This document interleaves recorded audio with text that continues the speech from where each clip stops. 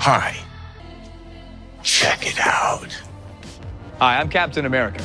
Throughout history, you can see every time there's been social advancement as we wake up, the American story, the human story is one of constant social awakening and growth, and that's what makes us good. I don't understand it. There's always going to be people who are afraid and unaware and trying to hold on to what was before. But those people die off like dinosaurs. And so, I think the goal is to pay them no mind, march forward, and embrace the growth that makes us human. The real truth is those people are idiots. I vaguely know who actual fandom is. I think I might have actually been on that. No.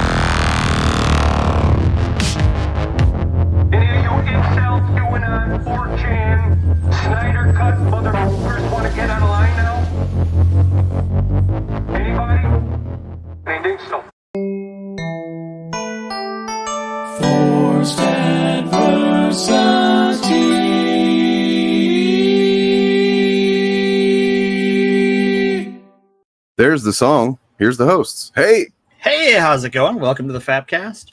welcome. We are here, and we're lubing up. Yeah, we're Somebody gonna need let Reggie borrow some lotion, something, Yeah.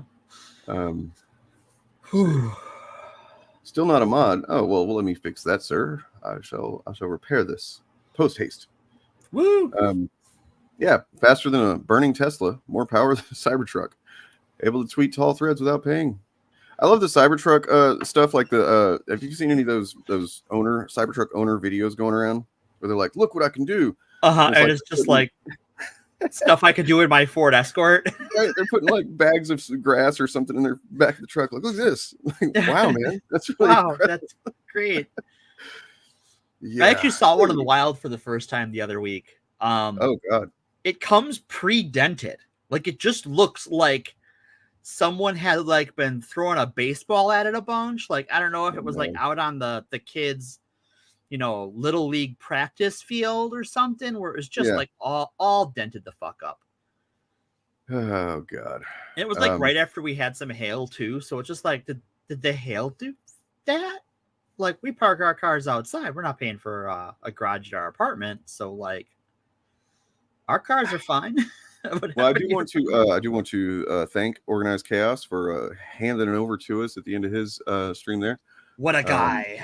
We were just letting him cook because like he was doing some good shit. They were talking about Nerdrotic and his conspiracy peddling, and like you said, Alex Jones got freaking had a few consequences. We'll just say that for his conspiracy peddling. Just a few $1 million. But apparently, it's just cool for Nerdrotic.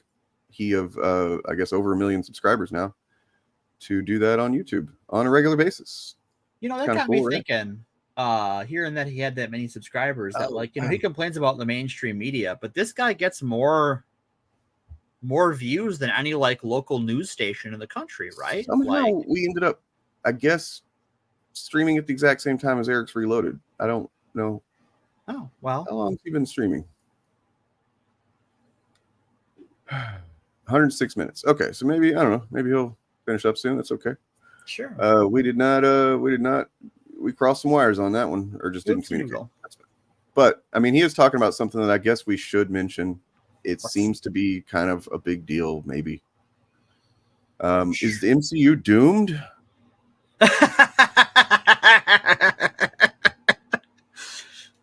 It is the revenge of Tony Stank. I'm seeing a lot. Like, there's a lot of weird backlash to that. Have you seen that? Yeah, I have, and I get it. I kind of get where they're coming from. I guess I'm like, so like DJ actually said it on Twitter last night. What I think the thing is not just the concept of doing it on its own. That to me anyway, that this feels weird. It's the way they're doing it without any context and just like, they thought they were doing like a big reveal that was going to like break the internet like they used to do or whatever. And Sure. I don't think it had that effect. Well, I guess we'll start off with we'll do a compliment sandwich on this. Okay. It's good that they're changing directions for who their villain is, because there were some issues with that actor, Well, and let's some just go ahead and legal start the trouble. clip in case anybody is just, I don't know, not just getting on the internet for the first time in 24 hours, right? Yeah. This is what happened. They brought on a bunch of dooms. A lot of doom.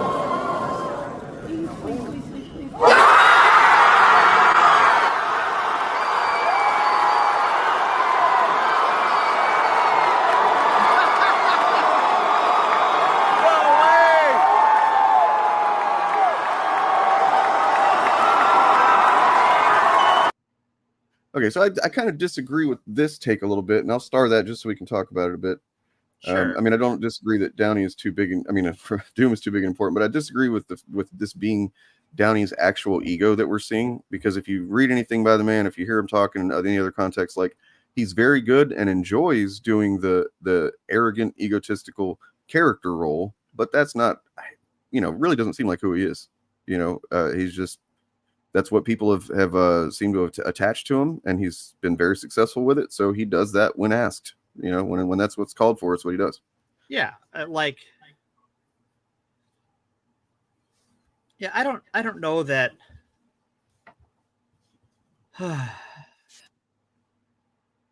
I would say that his ego, what we see might be ego, is underneath what it really is. It's powering that performance, that performative ego is appreciation for the fact that he was out. Like, you know, as much as he made the MCU what it is, the MCU made him because his career was dead and gone.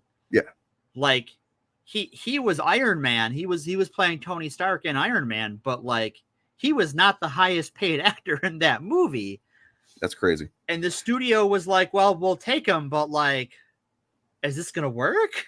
Well, they had to. I think somebody had. Who was it? They had to insure. Favreau had to insure him himself because like nobody else wanted. None of the companies no one that else normally wanted to. Yeah. They took a big risk on that. And no, I mean, I don't disagree on this part. I don't disagree. I 100% agree that like I don't agree with the casting choice. Even if they're doing an adaptation of a like Iron Man as Doom or Tony Stark as Dr. Doom, I don't think that it's works. like here's what I so like maybe they do something like this and this could be really cool. I doubt this is it, but you never know. They introduce him as this Doom variant from the Fantastic, because we know now the Fantastic Four from another reality. Yeah. So that's I'm sure maybe the one he's from.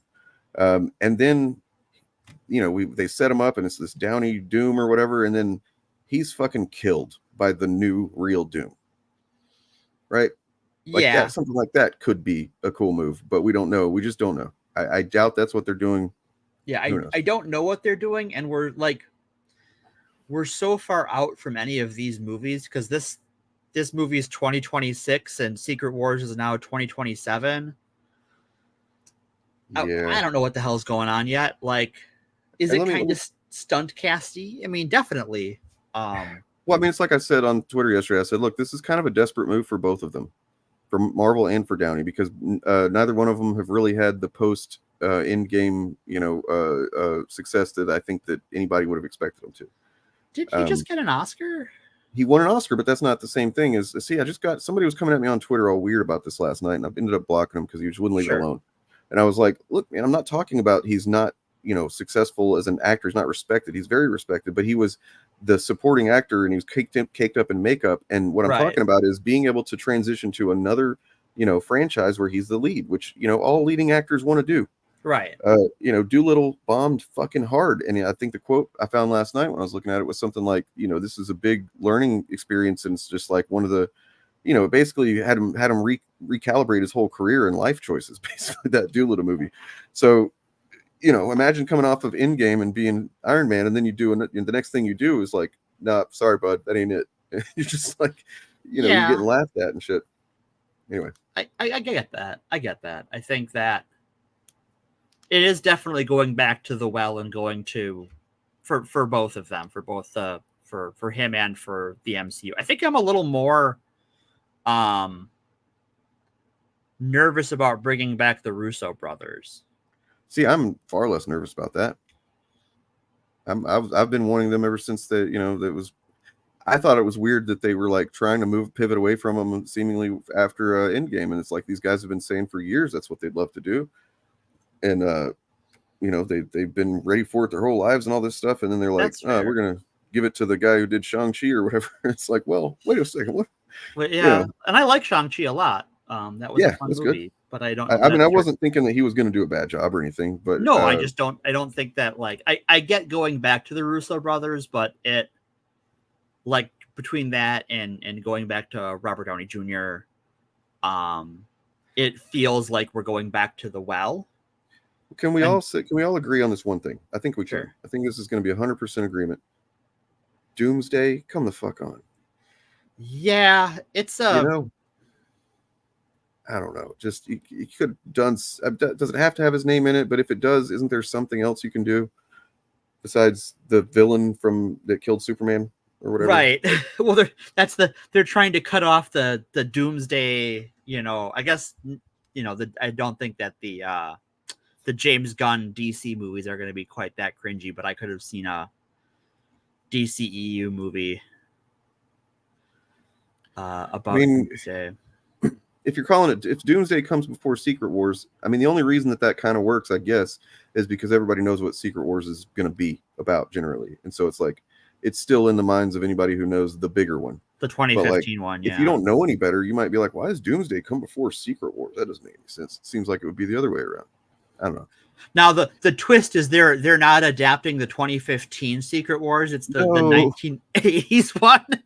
Well, I mean, I recently read the 1980s one for the first time in a long time, and there's actually quite a lot of like it's very clear Hickman. Hickman drew from it. Yeah, respectful of it. Yeah, and it's not a bad story for a toy commercial. For considering it's really the first big Marvel crossover, and it was done for selling toys. Yeah, it's not bad. No, I mean it has like even I was surprised it even has like a little bit of bickering with almost fighting with the X-Men and the Avengers over Magneto's involvement. Because Magneto's in there, and it's kind of one of the first times, as far as I can tell, that he was played more gray than villain. Right. He definitely made a couple of moves that the Avengers didn't like, but Secret Wars 2 is not good. I have not read it. I have dodged that one so far. Anyway, I mean, Crawling Chaos, I was going to say, I don't disagree with you. And I'm not like, my opinion on this is really still kind of forming, I guess. It's just all sudden and new. I saw the rumor about it the other day, and I was like, that's stupid. That's just a dumb rumor. That's not happening. Bam. Nope. They did it. And I mean, I'm not like, who was it that said that it would be weird because he's already played Stark? I don't think that's it. I think that they could theoretically do like there could be a pretty good drama based on that fact. Like everybody he looks like the guy that died that everybody reveres, but nobody's going to know that. Right. So, I mean, that's the thing. Let's think about that too. Is he going to even have his mask off? Because Doom's not supposed to really. I was going to say, that's the other thing is that, like, I guess if we're bringing back Robert Downey Jr. to play Dr. Doom, and he's always wearing the mask, and he's just kind of a voice actor at that point. Right. And I'm fine with that, really. I'm kind of okay with that. Like, I mean, I wouldn't want him to just be voice actor. I'd like his gestures and stuff to be involved in that. But like, yeah, because he's a very good emoting actor, and I think like for a guy who's wearing a mask, that's not the worst choice. Like I see how they got there, even though I'm not all the way on board with it. I'm like, I see where you're coming from. The alternative to that is not good, which is that they're just going to be cool with him not wearing a mask. He's actually going to have a really handsome face instead of disfigured. None of that needs to fucking happen, Marvel. If you fucking do that, it will be rejected. Everybody will reject that shit. Please don't do that. Yeah, you're watching, Kevin Feige. Well, okay, I guess to go to Darkseid's point,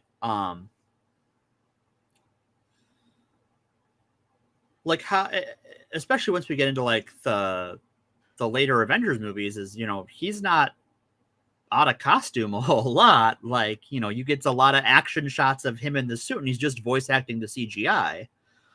Well, but like every opportunity that there's not literal action happening, his helmet comes off. Sure, that's true. Yeah. But I think that with a character like Doom, you would be insane to take that. Yes, it would be a big fucking mistake for them to build all this shit up to make this potentially, bold choice, potentially really big mistake. I don't know. We just got to wait and see. Yeah, and we're years out from it. Like, right, things could change. Who knows? Especially because, just 2 years ago it was Kang and Kang Dynasty and Secret Wars. It's like, yep, and now it's Doomsday and Secret Wars, and I don't like Kang as a villain, so I'm just like, separate from the actor issues with Majors. It's just like, oh, okay. Well, I was willing to see what they did with him. I was willing to see what they did with it, but I'm like, Kang, really? We're doing Kang?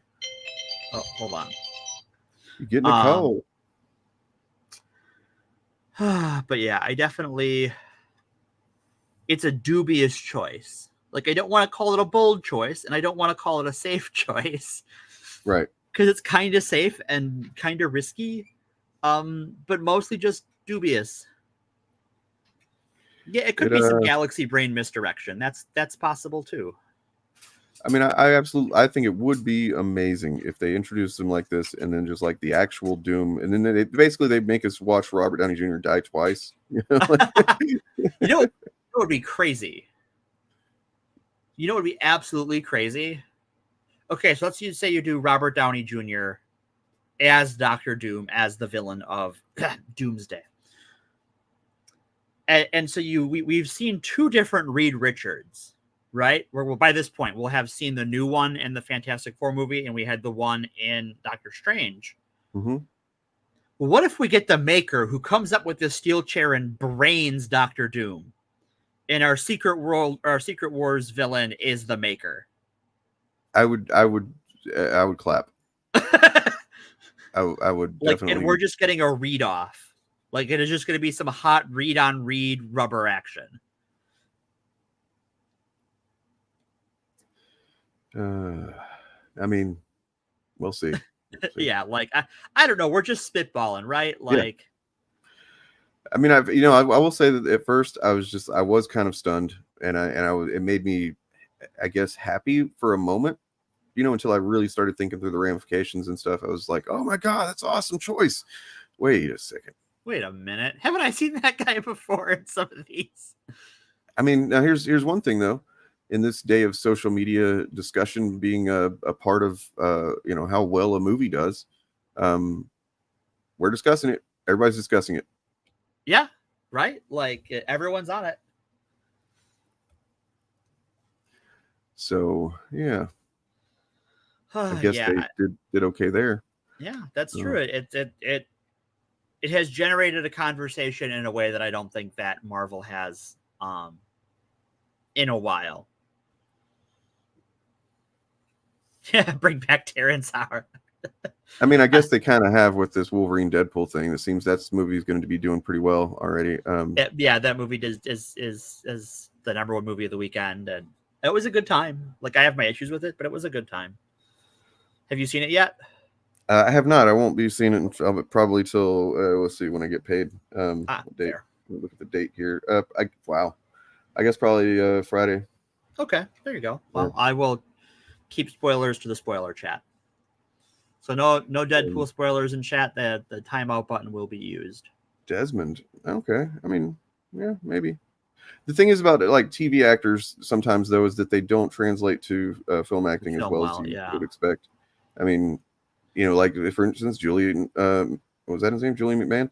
He's really fucking good and sinister and shit on Nip Tuck. That's fine. But then like in the movie, he just comes, it doesn't read as well.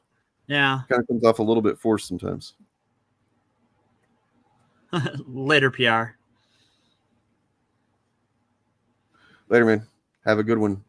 So you enjoyed that Wolverine movie then? Was Deadpool in it a lot, or did he just make a cameo, or what? Deadpool's in it a bit, yeah. Okay. Well, I'm glad to hear that, man. I'm glad you got a little bit of Deadpool in that movie. Yeah. Just a little bit, though. Fact is, I did watch a sequence from it. I won't spoil anything, but it's the one where Wolverine does the thing we haven't seen him do in the trailers yet. And then they both do the thing against all the other things. Sure. And it's a very extended, awesome, bloody sequence. And it was fucking awesome. See, I think, and to talk to Daniel's comment, like, you will get these hands. So I think Infinity War has aged kind of mediocre, and Endgame still holds up for me.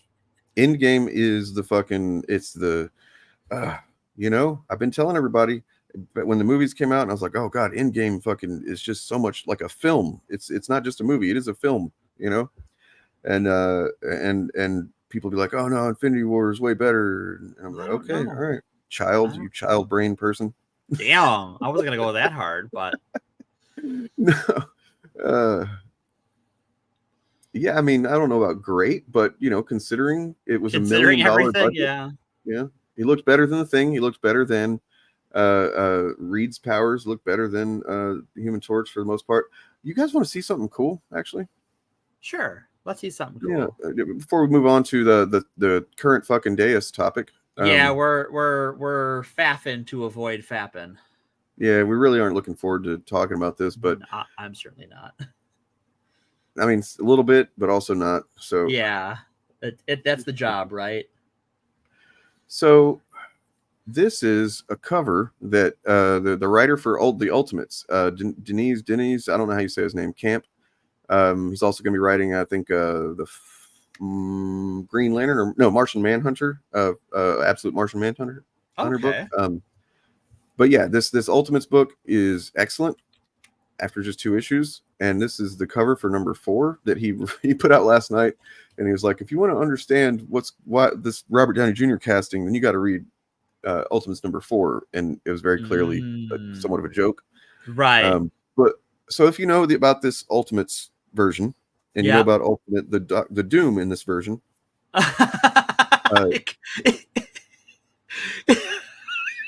okay, that would be he's Doom, but he's Reed Richards.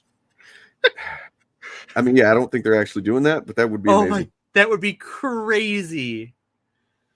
That would be crazy. You know what? I had just gotten so wrapped up in shit, I completely forgot we were going to have a guest. So I don't know. I guess if Edgier wants to, I don't know that we ever followed it up.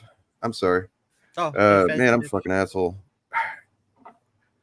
Well, are they on standby? They just booped I don't know. I mean, they said they'd want to, jump on. I said, cool. Yeah. And then, they're okay. Don't worry too much. I mean, I feel like an asshole. That's for sure. I apologize. We don't have guests on, ironically, because whenever the show was conceptualized as having guests every week. Yeah. And then we changed a lot. We changed. But yeah. Okay. I'll send you the invite in just a few minutes. Conjure Edgier. Yeah. Guy's good people. Indeed they anyway, are. so like this Doctor Doom in the Ultimates universe is the new one is actually it's Reed Richards.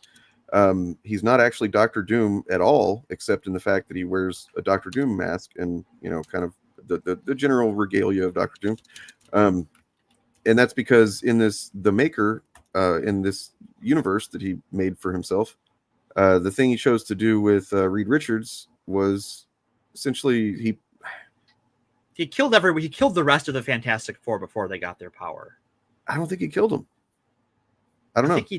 I thought he did. I mean, depending on how literal this cover is, because it's interesting. Oh wow, huh? Interesting. Yeah. When will Bryan Cranston play a character in the MCU? The evocative cover here, you got, you can't hardly see her, but she's right there, Sue. Then you got little thing mouse and rat, the stretchy rat, and then Johnny Blaze, this flaming mouse here, and yeah, Johnny Storm. I almost called him Johnny Blaze. Like what? No, that's Johnny Storm. Johnny Blaze is a different guy who's on fire. Right. Yeah. You would think that Johnny Storm would be Johnny Blaze. Kind of like how you think that Ghost Rider would be Daredevil. Right. When you really think about it, shouldn't Ghost Rider be Daredevil? He gets the powers from the devil. He does motorcycle, anyway. Right. Yeah, no, I get it. Anyway, there's number 4. I'm looking forward to that. That's it's been cool. 2 issues in, and I don't know that I've read a comic that just 2 issues in has me this hyped in a long time. So the Ultimates has been really good. The whole I've been enjoying the whole new Ultimate universe. And the fact that there's like a clock on it, and we know that in X amount of months, we know exactly when it's going to happen because they're going month by month. Haven't extrapolated to see exactly what month the event should start, but it'll start sometime next year, I think.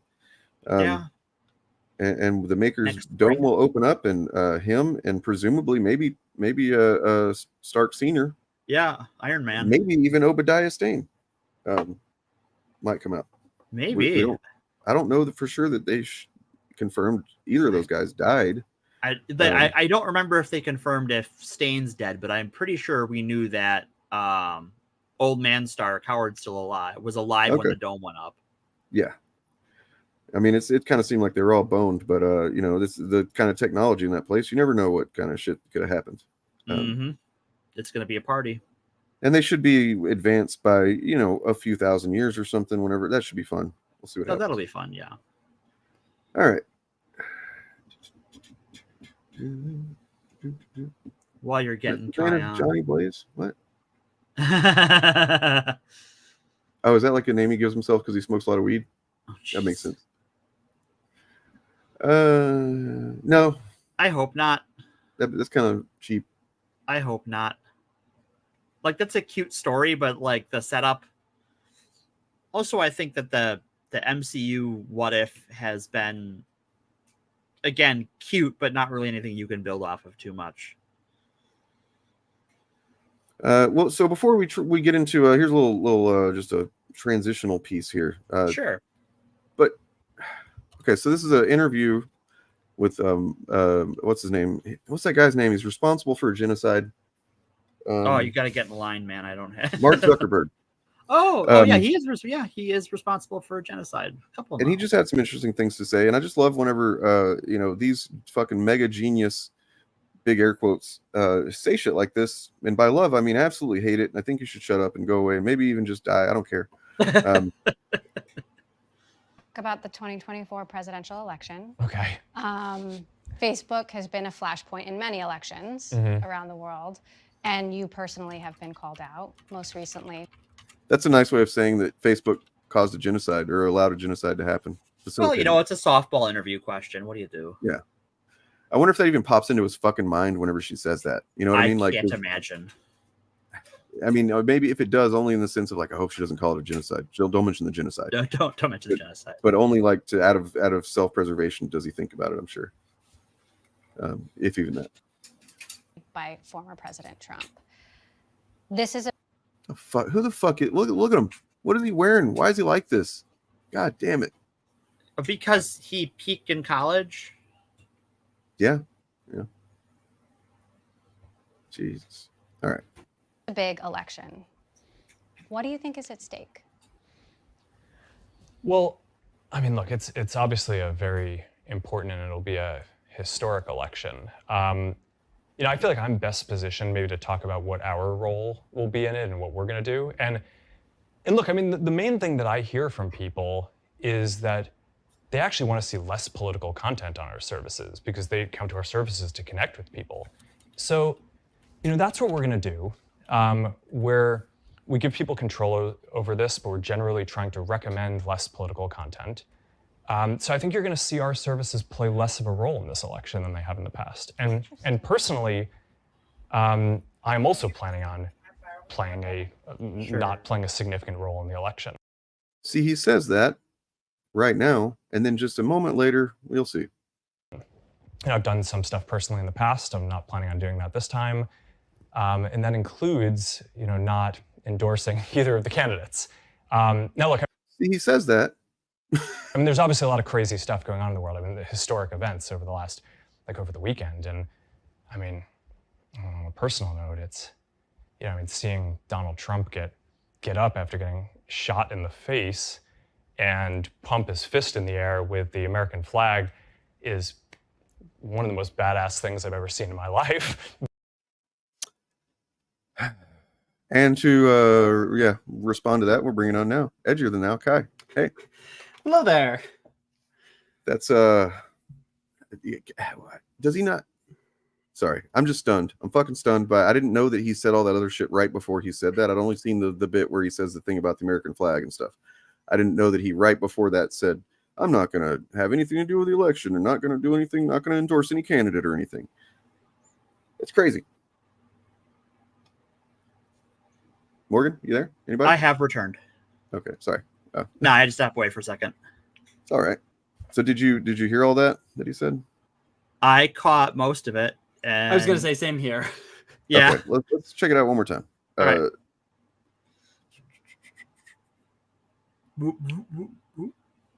It's over over the weekend. And I mean, on a personal note, it's, seeing Donald Trump get up after getting shot in the face and pump his fist in the air with the American flag is one of the most badass things I've ever seen in my life. But this is right after he said he's not going to, endorse any candidate. He's not going to play any role in the election this time.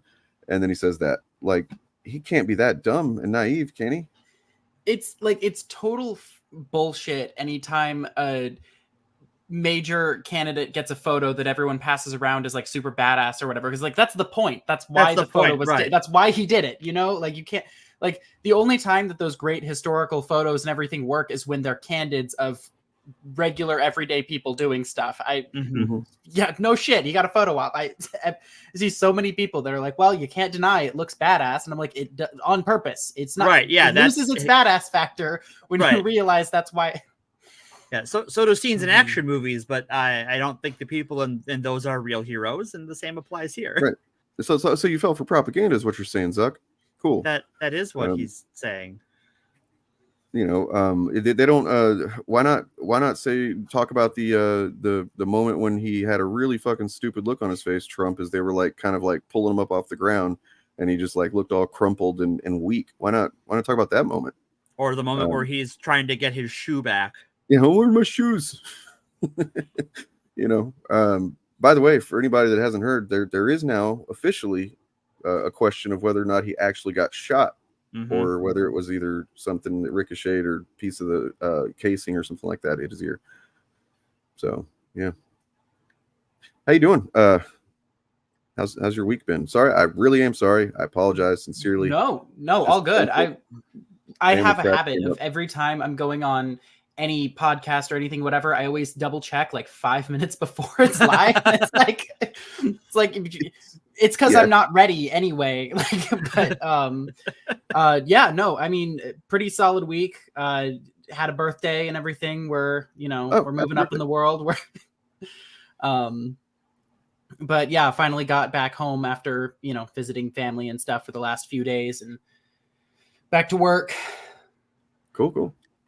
Any video ideas coming out the pipe? Yeah. Oh my God. I don't have all of the information and everything for it right now. The current video idea that I'm working on, and I'll probably have some smaller stuff out in between now and then, is a retrospective on the TNT series Falling Skies, which most people have probably never heard of, which is why I think it would be interesting to talk about. But back when it was coming out, like 2011, 2015, was like the world's biggest Falling Skies fan, to the point where I don't need to like buy merch or whatever to like wear it in the video. I own 6 Falling Skies t-shirts in my closet right now. I own the comics. I have Lego models that I made up at the time of stuff from the show. Like that's adorable. I know. I posted YouTube videos of them that I'll have to take down and like put clips of it. Like I realized like, oh my God, I can say so much about this.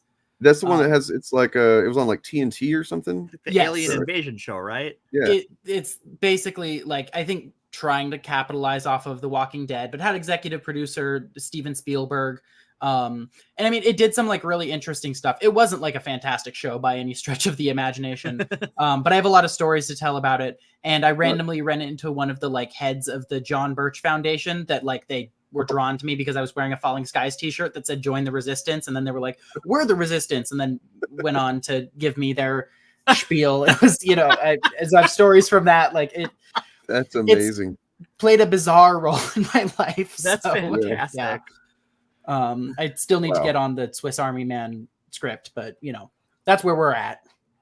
Oh yeah. So you did say you were going to work on something about that. Yeah, no, it's there's nothing wrong with like having a show. I have one or two probably, definitely. That's like, it's it's not the best thing in the world, and that not everybody would love it, but it's just like, it's just the vibe that you like to spend a lot of time with. And no, I think it'll be fun to talk about, and I think it's a fun thing to like introduce people to. Oh, lovely. So I totally was under the impression that no one had seen it. Like it just felt like right here. Yeah, all right. The entire Falling Skies fan base is on this call. Yeah, I might check it out. I'd always wanted to check it out. Like, it's the kind of thing that is definitely up my alley. But then, like, I don't know. When it came to like shows on like TNT and USA and stuff, I just always had this kind of like off. Like, I don't know. There was something about them that made me not trust wanting to go in and try it out. I don't even know what it is. It's just no, that's definitely fair. It feels kind of off-brand in some ways. One of the things I will say, so the CGI is pretty bad, at least in season 1. The puppets, though, for like the main aliens are incredible. Like Awesome. like that's one of my favorite things just to watch. Like, and then in like season 4 or 5, they replace them with CGI and then they look bad. But before then, they look fantastic. And it's like it's look, one of my Battlestar Galactica is one of my favorite shows. Is you can talk about I mean the CGI improved every episode basically, but the first season was rough for sure. Yeah. But for a TV show, right? You're talking about like what's its corollaries from the time is like what Stargate? And No, yeah, it Stargate definitely CGI was wasn't stellar. Yeah, no, it definitely wasn't. They had only like 3 models to do that were all like relatively simple, so it felt kind of off that it was as bad as it was, but it, you know, whatever. Like I don't know the budget they to were clarify, working I'm with. talking about when I think of like the kind of effects of BSG, it was the Cylons themselves in the first season. The actual fucking the Viper fights and all the space stuff was pretty phenomenal cool, right out of the gate, and then only got better. So yeah. Anyway, that's not what we're talking about. We're talking about a guy who is also a sci-fi fan, but you know, apparently what happens when you're a big sci-fi fan and then also born, you know, a billionaire fucking what is it, emerald mine beneficiary. Yeah. You think that you can make sci-fi happen, and then you do a bunch of stupid things and get a big ego that you don't deserve. Then you have a shitload of kids. I don't even know how many he has. Well, and I then don't think he knows. He does not know. As far as I can tell from the little research I did towards some of the other stuff around him, it's a dozen. Jesus. I mean that he knows of, right? That like, he knows of, right? At the same time, like I mean, if you got knocked up by Elon Musk, you're probably going to try and make sure he knows it. Just so if no other reason, then you got to get that child support. Right? Yeah. Well, and it sounds I have to imagine that he's probably kind of dodgy on some of that, and I guess I haven't had a chance to verify it. So, but it sounds like the mother of one of his younger kids had said something in support of Vivian in this whole recent ordeal, and like he took their daughter to France for the Olympics when the kid was supposed to go see their dying grandmother. Right. Yeah, I'll have that we were going to look at too. And I'm just like, you are a piece of shit. It's a whole thing. So we have you know, thankfully before we decided to cover it, and that was before Vivian had actually responded herself. Yeah. And thankfully she has, because now she can actually speak for herself in this. Mhm. And speak she does, and speak you know deservingly harshly she does. Yeah, she does not pull her punches, and nor should she. Fuck him. But yeah, he's a fucking piece of shit. We might, if we have time and we feel like we need the catharsis at the end of it, kind of just run down a list of his you know, foibles and failures and stuff. So have either of you watched the interview beyond the clipping that sort of made the rounds as far as his daughter? I've seen a couple of moments, but you know. Yeah, I've watched a little bit more of it, but not the majority of the whole thing. I kind of wanted to go in unaware as much as possible. Well, we're not watching the whole thing today. Morgan did that for us. I will see. I'll save you the trouble. If there was interesting things to talk about, we would talk about it. And I watched the whole interview. We're like, okay, we need to cover this. And the main thing I took away is that for the whole rest of the interview, you have two people who hate listening to other people and want to pretend they're agreeing with each other, talking past each other for about an hour. Well, yeah, so I do have a couple of moments that stood out, and one in particular, I think this is it. Was some back and shoulder injuries. Was me foolishly fighting the world champion sumo wrestler and charging him at him at full speed to knock him over, which I did succeed in doing, but you paid a price for it. A very, very high price. Carnivore diet will fix that.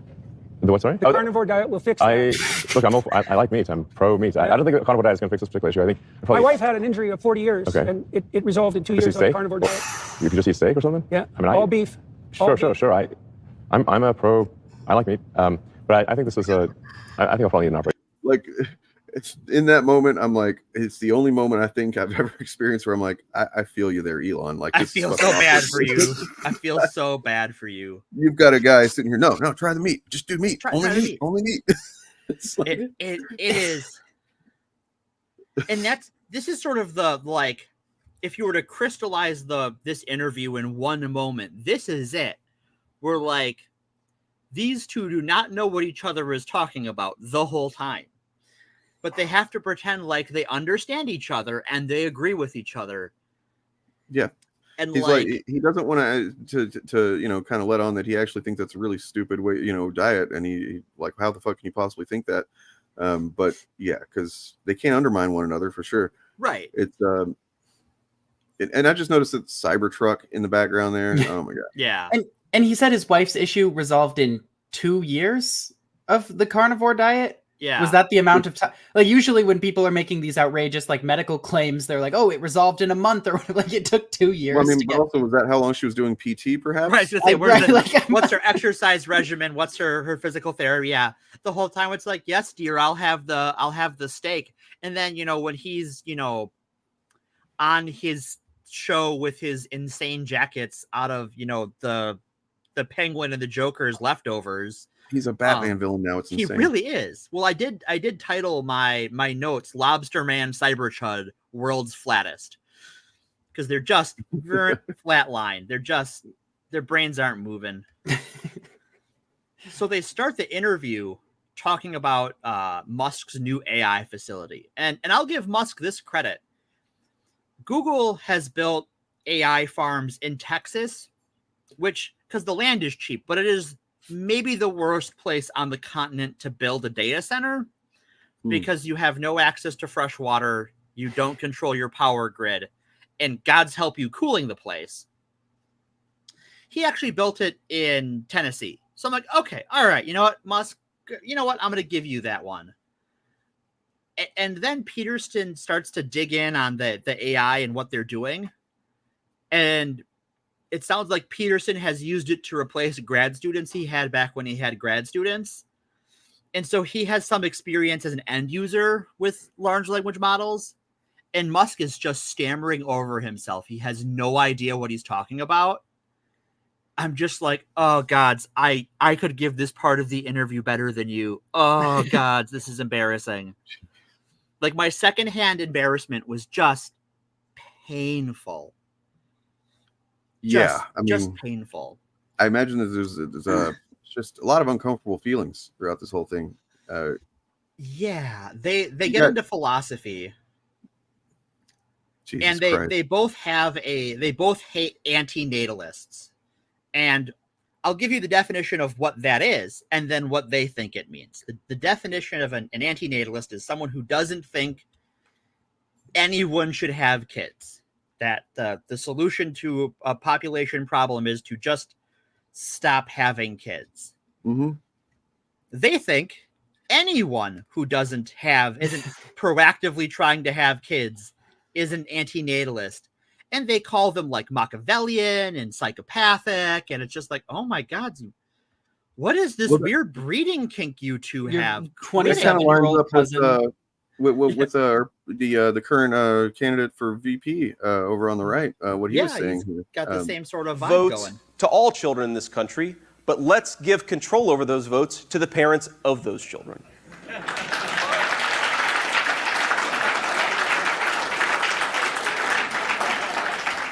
When you go to the polls in this country as a parent, you should have more power. You should have more of an ability to speak your voice in our democratic republic than people who don't have kids. Let's face the consequences and the reality. If you don't have as much of an investment in the future of this country, maybe you shouldn't get nearly the same voice. Now, I don't think he knows what democratic means. He does not. It's kind of wild to see how many, like, how the supposed, like, the people who venerate the founding fathers or whatever, venerate the American experiment and everything, and the ones that, you know, criticize the left for calling them racist, just believe like absolutely fucking nothing that those people believe whatsoever. No. Like, just... You just wrote it or did you record it, Jennifer? Because if you recorded it, please send it to us right now. Yes. Yes. Sorry. It's weird to think that, like, hey, we got all these problems. You know, there's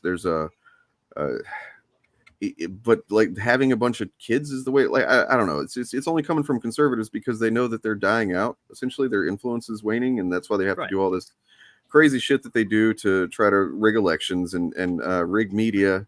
And so on, and then have conversations like this fucking conversation with these two guys where as far as like the people should have more votes if they have more kids, like their tune would change in a heartbeat.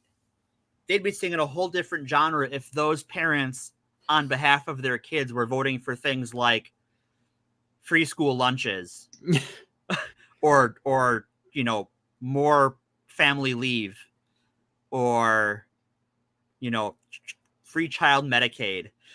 Like, they would turn on a dime.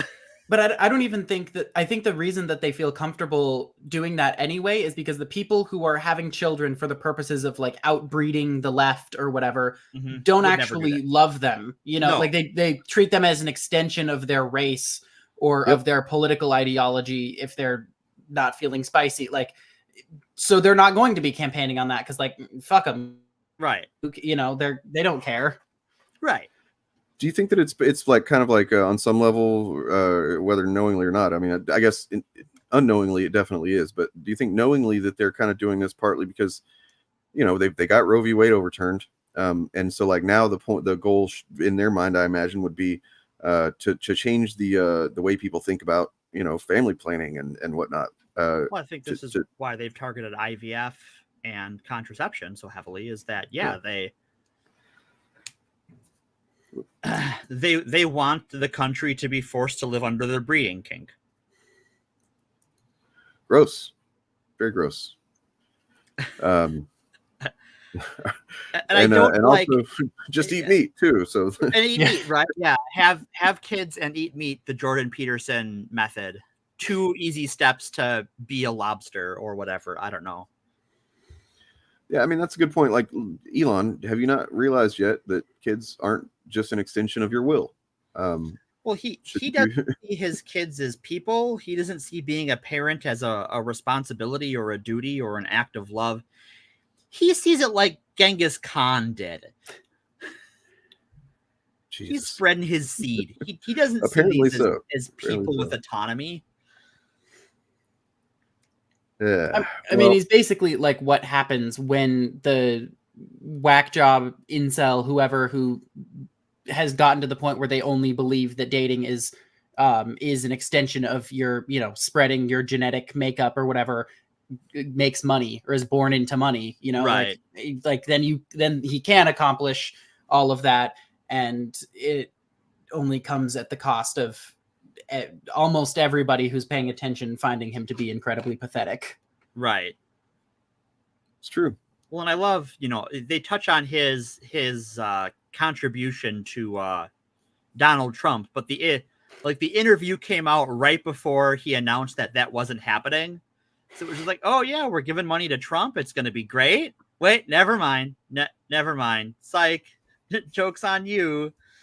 Wasn't that funny, guys? I'm so funny. He's like, I mean, he's desperate to get him back on Twitter, right? So after a certain point, like if he, like when he realizes Trump is not listening to him, is not really paying much attention to him. No, he's like, okay, well, like the fact that what's hilarious to me is that he made that claimed he was going to do those donations, and which would total at, I don't know how many months it is, but 45 million a month. It's 135 million, right. I think, was the total. Sounds right. And then within 24 hours, basically, or 48 hours from that, Kamala had, her being announced as a new candidate, they'd raised like far more than that, like almost twice as much as that. $200 million by the time. Essentially nullified those donations.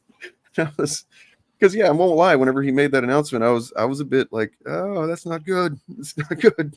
Because sadly, we do live in a society where, not necessarily 100% sure too, but the money equals influence. And does anyone remember how he was planning on going about that without violating campaign finance laws? He was starting a super PAC. Was it okay? It was a super PAC. I was trying to remember. I knew there was something specific he was doing about it, because obviously most of the donations to the Harris campaign were small dollar. You know, from exactly. You know, but one guy influencing it that much. I don't know. It's wild to me that that's even possible. But well, thank John Roberts. Speaking of which, we do have here one of these. I'm not sure which. I should have labeled them. Is about them talking about the election. Let's see if this is it real quick. Two-party system, essentially. You got to pick one or the other, and so you weigh the good and the bad. And my opinion is that And you flip the coin. we need that the country would be better off with a Republican administration than a Democrat. Yeah, well, Trump was pretty good at not having wars. That's a lie.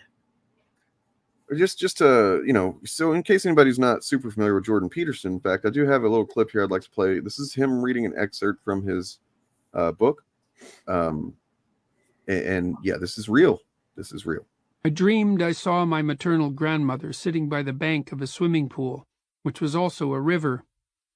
Her genital region was exposed dimly. It had the appearance of a thick mat of hair. She was stroking herself absent-mindedly. She walked over to me, with a handful of pubic hair compacted into something resembling a large artist's paintbrush. She pushed this at my face. I raised my arm several times to deflect her hand. Finally, unwilling to hurt her or interfere with her any further, I let her have her way. She stroked my... Good gravy. Yep. So yeah, I mean the way that I discovered that, by the way, if you ever want to get anybody with a great internet prank, just be like, oh, did you hear what Jordan Peterson said about grandmothers and how important grandmothers are? Just Google Jordan Peterson grandmother dream. You're, oh my god! You can say it like it's something positive, and then his fans that aren't aware of that will be subjected to it.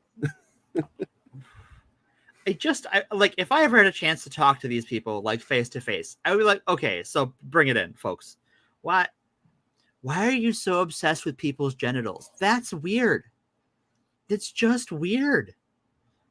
What is with that? You can't begrudge somebody for dreams. People have dreams. Dreams are fucking weird. Sometimes everybody's had weird, fucking uncomfortable dreams. But why the hell would you put it in your book and just like read it like it's just no big deal? Like this is actually a really formative experience in my life. There's something. And not to mention, it's a dream. You can lie about it. You can make up like if you want to get a message across, you can do that without no one can fact check you. Came up to me and said, "Jordan, your voice isn't weird at all, and you're actually very, smart and outside of psychology." Yeah. Like it's the one thing that nobody else can get you on. Right. Yeah, I just well, now that I'm looking at his jacket, that reminds me of another part of the interview where they're sort of getting into philosophy. And Musk talks about all these sci-fi books he didn't understand as a child that were foundational to him. Like he talks about how Hitchhiker's Guide was formative because it taught him to ask the big questions. Like that is not the message of that book. That Are you fucking kidding me? That is the opposite of the message of that book. That is, you're just not very bright, child. That's like somebody that read the Cliff's Notes of Hitchhiker's Guide. That just like, the thing about it's not what's the question is the real. That's very profound. See, I definitely think that if you read it as a preteen, you might miss it. But if it's your favorite book, maybe go back and read it a couple of times. Sure. I've read that one 3 or 4 times. It's a good read. But then Peterson has to make everything about the Bible and this whole of course. Elon Musk wants to talk about Heinlein and Hitchhiker's Guide, and Peterson is like, but the Bible, and Musk is like just trying to nod along because Musk has never once read a thing in the Bible. His knowledge of the Bible is on par with Trump's in that he probably doesn't know how to hold it the right way. The Hitchhiker's Guide movie is underrated. It's a classic. Oh yeah, legitimately one of the most fun books you can read. It's just fucking hilarious, nonstop. It's got introducing wacky concepts and then making fun of those concepts, and then those concepts are also making fun. Like the thing that the book does is in Musk unintentionally provides a great example of this. What it kind of is about is the absurdity of existence in a way, right? And Musk is definitely proof of that. But yeah, so that is really just like when I'm talking about these two talking past each other, like very clearly Peterson has never read any classic sci-fi and Musk has never read the Bible. And they're pretending like they're agreeing, and I'm just like, oh no, I've read both of these. You are just talking out of each other's assholes. And neither of them understand the one that they want to talk about anyway. Like, right, it's great. It's amazing. You know what would be fun? It's just like if speaking of sci-fi, if we could just do like a science experiment where we just mash them together like a Tuvix type of situation. God, that'd be hilarious. Anybody? Okay, Star Trek Voyager fans, if you aren't aware, that's two of the characters. If we can like Tuvix together Musk and Trump, and then have the actor who played Captain Janeway kill them, I'm here for that. Yeah, that's a really upsetting episode actually. Because Janeway did nothing wrong, so like if she did it again, that's fine. Jordalon, and that's a really cool sci-fi name actually. Jordalon. Great. Oh, all right, well, I guess it's time to move on to the thing.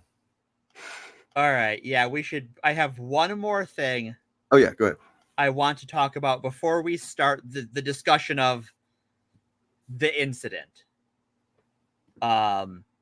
Because in the interview they talk about Caitlyn Jenner, and I want to bring that up because neither of them use her dead name or misgender her, and that will be relevant in a minute. It's actually really fucking upsetting. Like, god damn it, these people. All right, here we go. If anybody is not aware of what this is one of the most fucking disgusting, just like, I mean, transphobic, deceptive, just false. Yeah. So warning. Content warning for transphobia, pseudoscience, child abuse. Yeah, and just lying. And lying, you could tell he was lying before she confirmed that he was lying. You know what I mean? Like, so. To one of my older boys, where I was essentially tricked into signing documents for one of my older boys, Xavier. This is before I had really any understanding of what was going on, and we had COVID going on, and so there was a lot of confusion. I was told, Xavier might commit suicide if he did. That was a lie right from the outside. Okay. First of all, I'm definitely not going to do most of the talking here. I just want to say a couple things here. Sure. And this is not about the trans aspect of things. It's about always be cautious that when somebody is speaking the way that he is right here, and it seems like he's speaking from a place of pain. I'm sure he is to a degree, like, his own ego pain kind of thing. But it's really easy to mistake someone making shit up for speaking from a place of pain. And he's just kind of like making shit up. He's kind of writing the narrative, or at least recalling the narrative that he tells himself in this moment. And just watch out for that kind of shit. And then also, how's it a lie, Jordan? How's it a fucking lie? Yeah. Like, how? Doesn't even apply, because I mean, thankfully she didn't or hasn't. But like the data, all right, I'm done. The data is completely in the opposite direction. This is a lie. 1,000%. Yeah, well, and it's a manipulation anyway, because it's not as though that's how the doctor speaks to you. They don't say, if you don't do this, your child will commit suicide, right? Like they're discussing managing risk and things like that. Right. It's just one of the things like I haven't seen people talk about as much with this clip, is just like the subtle manipulation of what was said. Well, and I speaking as someone who is on HRT, like they go through every little, here is everything that can happen, and do you want to have kids? So because before you start this, you should have some materials saved up. All the possible side effects, down to like, you might get blood clots, you'll have to check for those, and all these little things. And they go over those with parents too, because that's the standard operating procedure for these things. And so it's like you weren't lied to. You didn't, like, you either have decided you were lied to after the fact, or you didn't read it in the first place because you're kind of a deadbeat dad. And he's kind of an idiot. He's a dunce, man. Like, this is a guy who's supposed to be a fucking genius of our day. And he's like, oh, I was kind of confused by some paperwork. Right. You know? Yeah, real life Tony Stark. Right. You're like, really, his job as a CEO of multiple companies is just to sign paperwork all day. He just signs off on shit. He should understand legalese and you know, technical paperwork and stuff better than like the average person by far. And like, but like these transphobes always fucking act like the doctors are just like, you know, I'm sure if they could paint the picture more vividly for you, they would act like it's some dingy fucking office somewhere or whatever, where you go in and they're like, oh yeah, you want to be a woman, huh? Like, but like, you know, clearly he's Elon fucking Musk. He probably took her to one of the best fucking doctors possible. You know what I mean? And they would obviously have gone, you know, through everything, like you said, Morgan. Like it's not like just a fly by night thing where no, you know, like even in an informed consent, you know, environment, which is the easiest way to get gender affirming care, there's still a lot of conversations and a lot of things that have to be done before you get there. I agree. Organized chaos. That's Thanks, a good Organized Chaos. Good to see you over here. Great stream earlier. Yeah, it was a really good stream. I appreciated that. I mean, what I caught, the ending was excellent. Yeah, I mean, I wish you weren't in Florida, Julia. That's yeah, me too. I mean, you know, not your fault, but still, no. I sympathize. All right, we can get back to these two goblins. Oh, they want him to. Yeah. I guess that's probably the case. How do you know how old she was? 16. Oh. Okay. Which you know, they talk about mutilation and stuff. Like, there is no surgery involved in this. Right. Yeah. Let's fucking get back to it. Jesus Christ. Yeah. I forgot. Like, this is only a couple of minutes long, and it already feels excruciatingly long. It's a couple minutes long and a week long at the same time. Incredibly evil, and I agree with you that people that have been promoting this should go to prison. Okay. Fucking Christ! Just for So I want to talk about this part here, because they go on about this for a little while longer. But before I let them go off, when they talk about wanting people to promote this to go to prison, they're not just talking about the doctors. They're talking about, you know, when you look at the laws they've written in places like Florida, anybody who's been supportive is treated as providing gender affirming care in a lot of these states, right? So that is like, if you are, the Texas law is this way, right? Where like, if you are treating your child as the gender they wish to be treated as, that someone can call CPS on you. Well, in Missouri, the the House bill that was introduced literally basically made teachers register as sex offenders if they provided information on social transition, things like name changes or clothing options, things like that. Like that will send you to prison, assuming it's successful. Like, and I had a right-wing quote unquote charity org that like posted my video in their in one of their articles on it, like as in an effort to argue against the idea that I like in order to argue in favor of that idea, which just it blows my mind. Like, usually stuff like that I feel like is introduced because it's because it's hidden in the text of the law and no one's going to read it. But then you see like now they're at the point where they're literally saying it. They want you to go to prison for offering information on name changes. Right. Which is something like, even independent of trans folks, name changes are just a thing you can do in every state of the union. And in fact, most married people change their name.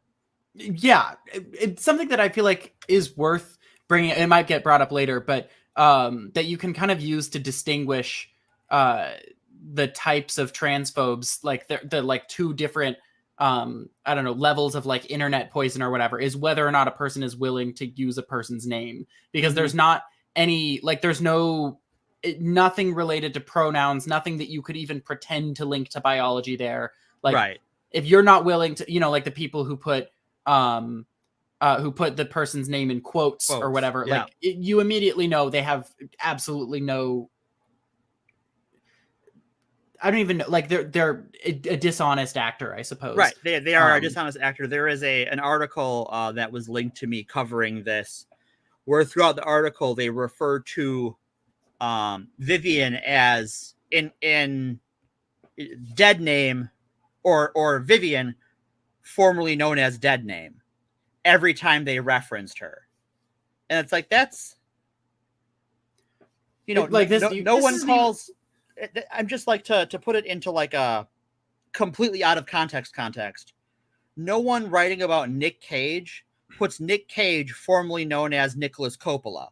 Yeah, and in the case of Vivian, like, she's not even a public figure in particular. Like, it's not even a situation where people might be confused or whatever. Like, right. It's not a situation where someone says Elliot Page and someone says, "Oh, I've never heard of them." "Oh, yeah, you have." Like, right. It's not even that, which is already, I think, is already dodgy. Like, yeah, no. Like, as soon as someone does that, you can basically tune out anything that they're about to say, because like, it's entirely just a partisan hack job. But nonetheless, those people are beginning to gain more power in their movement. So, well, and I think they, like,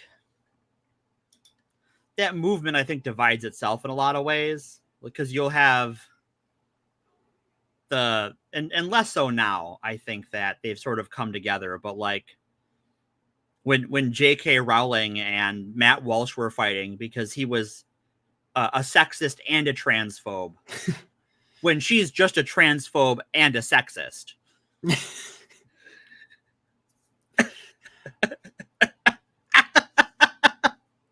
I definitely, like, I don't know. I still see a little bit of Matt Walsh going after TERFs a little bit for the supposed feminist part, but it definitely doesn't feel like it goes both ways. It very much, like, it's very much in the same way that, like, Trump can eventually get around to saying that Nazism is bad, but, like, ultimately his Nazi fans know they're on the same side, so it doesn't matter.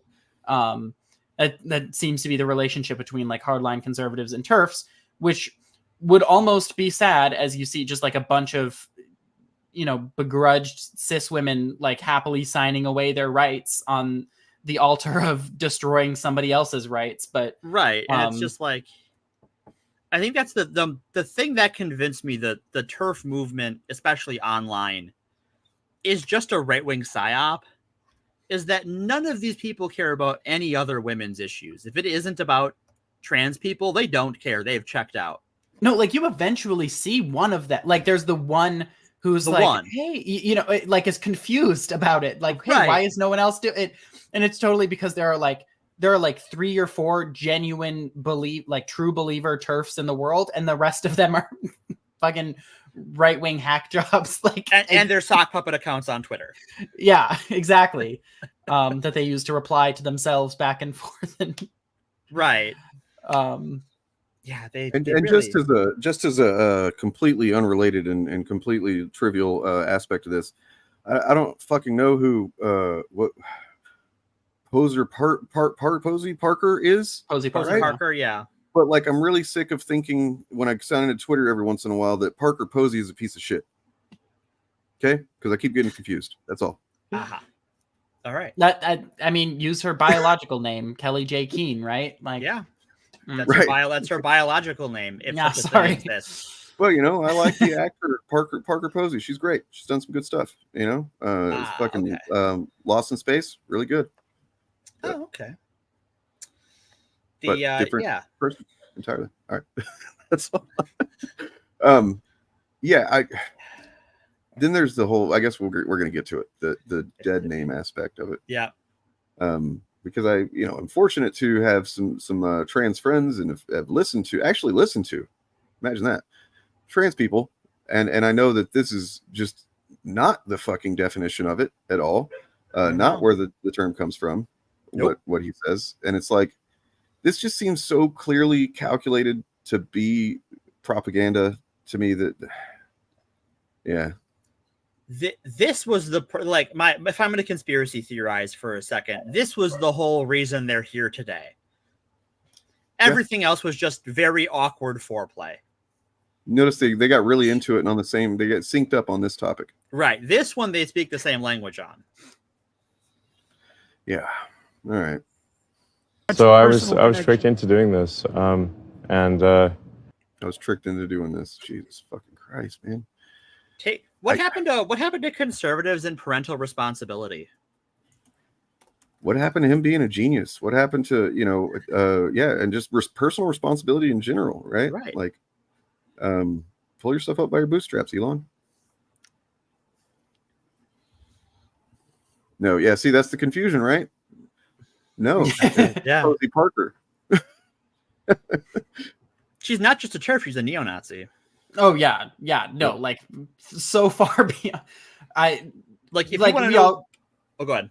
I was gonna say, well, like we already have very good reason to avoid using the word TERF because it does imply like that they are in some way a feminist or whatever. But Right. like KJK is so far off that like wherever the TERF feminist continuum exists, she's way fucking over here.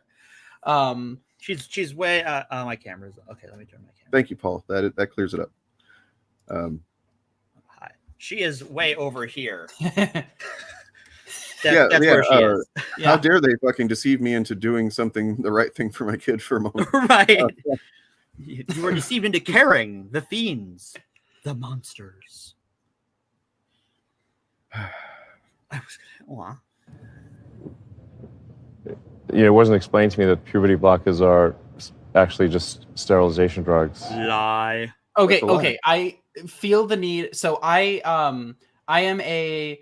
I feel like the way that I'm like struggling to come up with the words is going to make it sound like I'm not telling the truth, but I am. I'm a grad student in chemistry and was recently in a medicinal chemistry course, and we had to do research on like one particular drug. And I happened to do mine on leuprolide acetate, which is the drug Lupron, which is a really popular puberty blocker. Sure. And like going through that and spending the time researching it, going into like the mechanism of action, the way that this whole this drug functions, all of the things going on under the surface, and then why we use it in the first place, because we use it for central precocious puberty, which is something that, as far as I'm aware, nobody disagrees with, right? And for which the the negative effects are almost exclusively psychological. Like I was under the impression that there was some like life-threatening risk associated with precocious puberty, which was the reason why I didn't always like use it in arguments when talking about like why we should be totally fine with using it. And then I look into it, and it's like you're gonna maybe be like slightly shorter, and you don't want to, and you're avoiding negative effects, things like bullying, things like self-image issues and stuff. Like it's not only been used for fucking ever on for kids, it's also been used for the same underlying reason. Like the fact that this has been picked up as a narrative is it's just a disingenuous case of special pleading. To me, you have to be intentionally doing this shit, but to like I understand, okay, maybe like there's actually several aspects of what I see as for instance, let me tell this story. I've told it before. When I was on Facebook before I wised up and got off of that shit, so this was like 2015. It was whenever the Target bathroom thing discourse was really bubbling up. Oh yeah. 2016 maybe. And it was the first time that I'd ever really thought about like, what, I mean, I remember my mom had a friend who, I guess, I think that she was introduced to me as transsexual. That was in the 90s. You know what I mean? Sure. But like, nonetheless, this is the first time I'd really thought about like, well, what's up with the transgender people? What's that about? Like was that discourse going on? And I thought about it, did some thinking, you know what I mean? And I'm a mental health advocate and stuff like that. And I did some thinking in my little thinky brain and not some research in, actual research or listening to trans perspectives. And what I came to was, oh, they must have some kind of like mental illness that makes them think that. And they deserve sympathy. They deserve to be treated with respect for that. And I said that on Facebook. And somebody thankfully very quickly messaged me It's like, hey, that's actually that's transphobic bullshit. And I know you don't mean it that way, but like that is exactly what fucking, transphobic people say. And I was like, oh my God, I fucking deleted it. And she sent me some information. I started reading. I'm like, oh, okay. Yeah, I definitely see how I fucking sounded like a piece of shit right there. Anyway, so like there's aspects of the ignorance that I can, I don't want to say that I relate to or that I like feels sympathy for transphobic people, because that's what I'm saying. It's like, okay, I understand ignorance. I understand being at a point of ignorance, but then there's plenty of opportunities after that where people are definitely trying to get you to not be ignorant anymore. And there's plenty of resources. There's plenty, so you kind of almost have to be intentionally being a shithead to say that this stuff is puberty blockers is sterilization. Because it's very clearly not. You can find, there's information about this stuff, and to just say that with your full fucking chest, you have to knowingly be lying. I feel like, you know what I mean? Does that make sense? Yeah, they both are. They both are.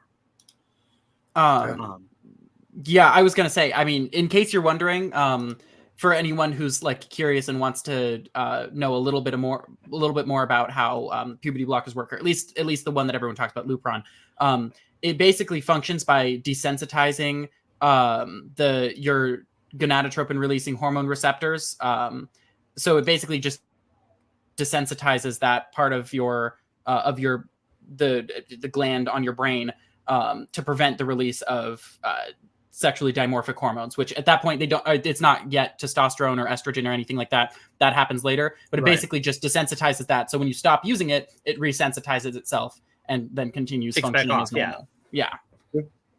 It's like a pause button, right? It's just a pause button. Yeah. No, and I was like, everyone says that, and I'm like, oh, I actually like kind of know like the way that it's a pause button. So I like to share that whenever I can. Right. Yeah. Which is awesome. It's cool that it works that way, because it's not a new drug. This is not a new condition. It's been used to treat in the past. Yeah. So yeah, like, ignorance is not an excuse. You gotta just put in a little effort. If you can put in the effort of like, denouncing an entire group of people that you don't know anything about, you could also apply that same effort instead to, learning.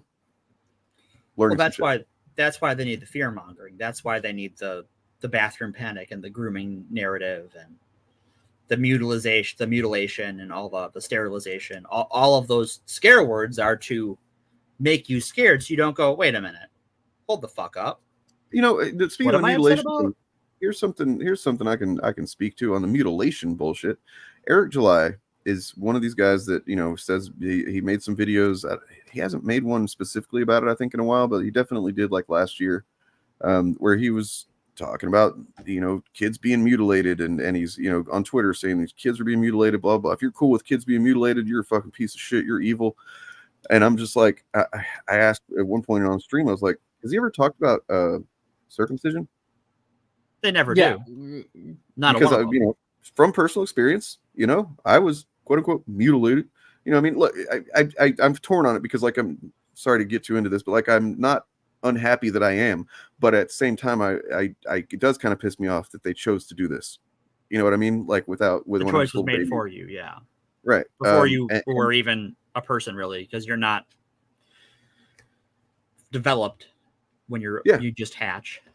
I mean, it just shows the disingenuous nature of the argument there, because if you're not also spending time talking about that, then you're just a transphobic fucking propagandist.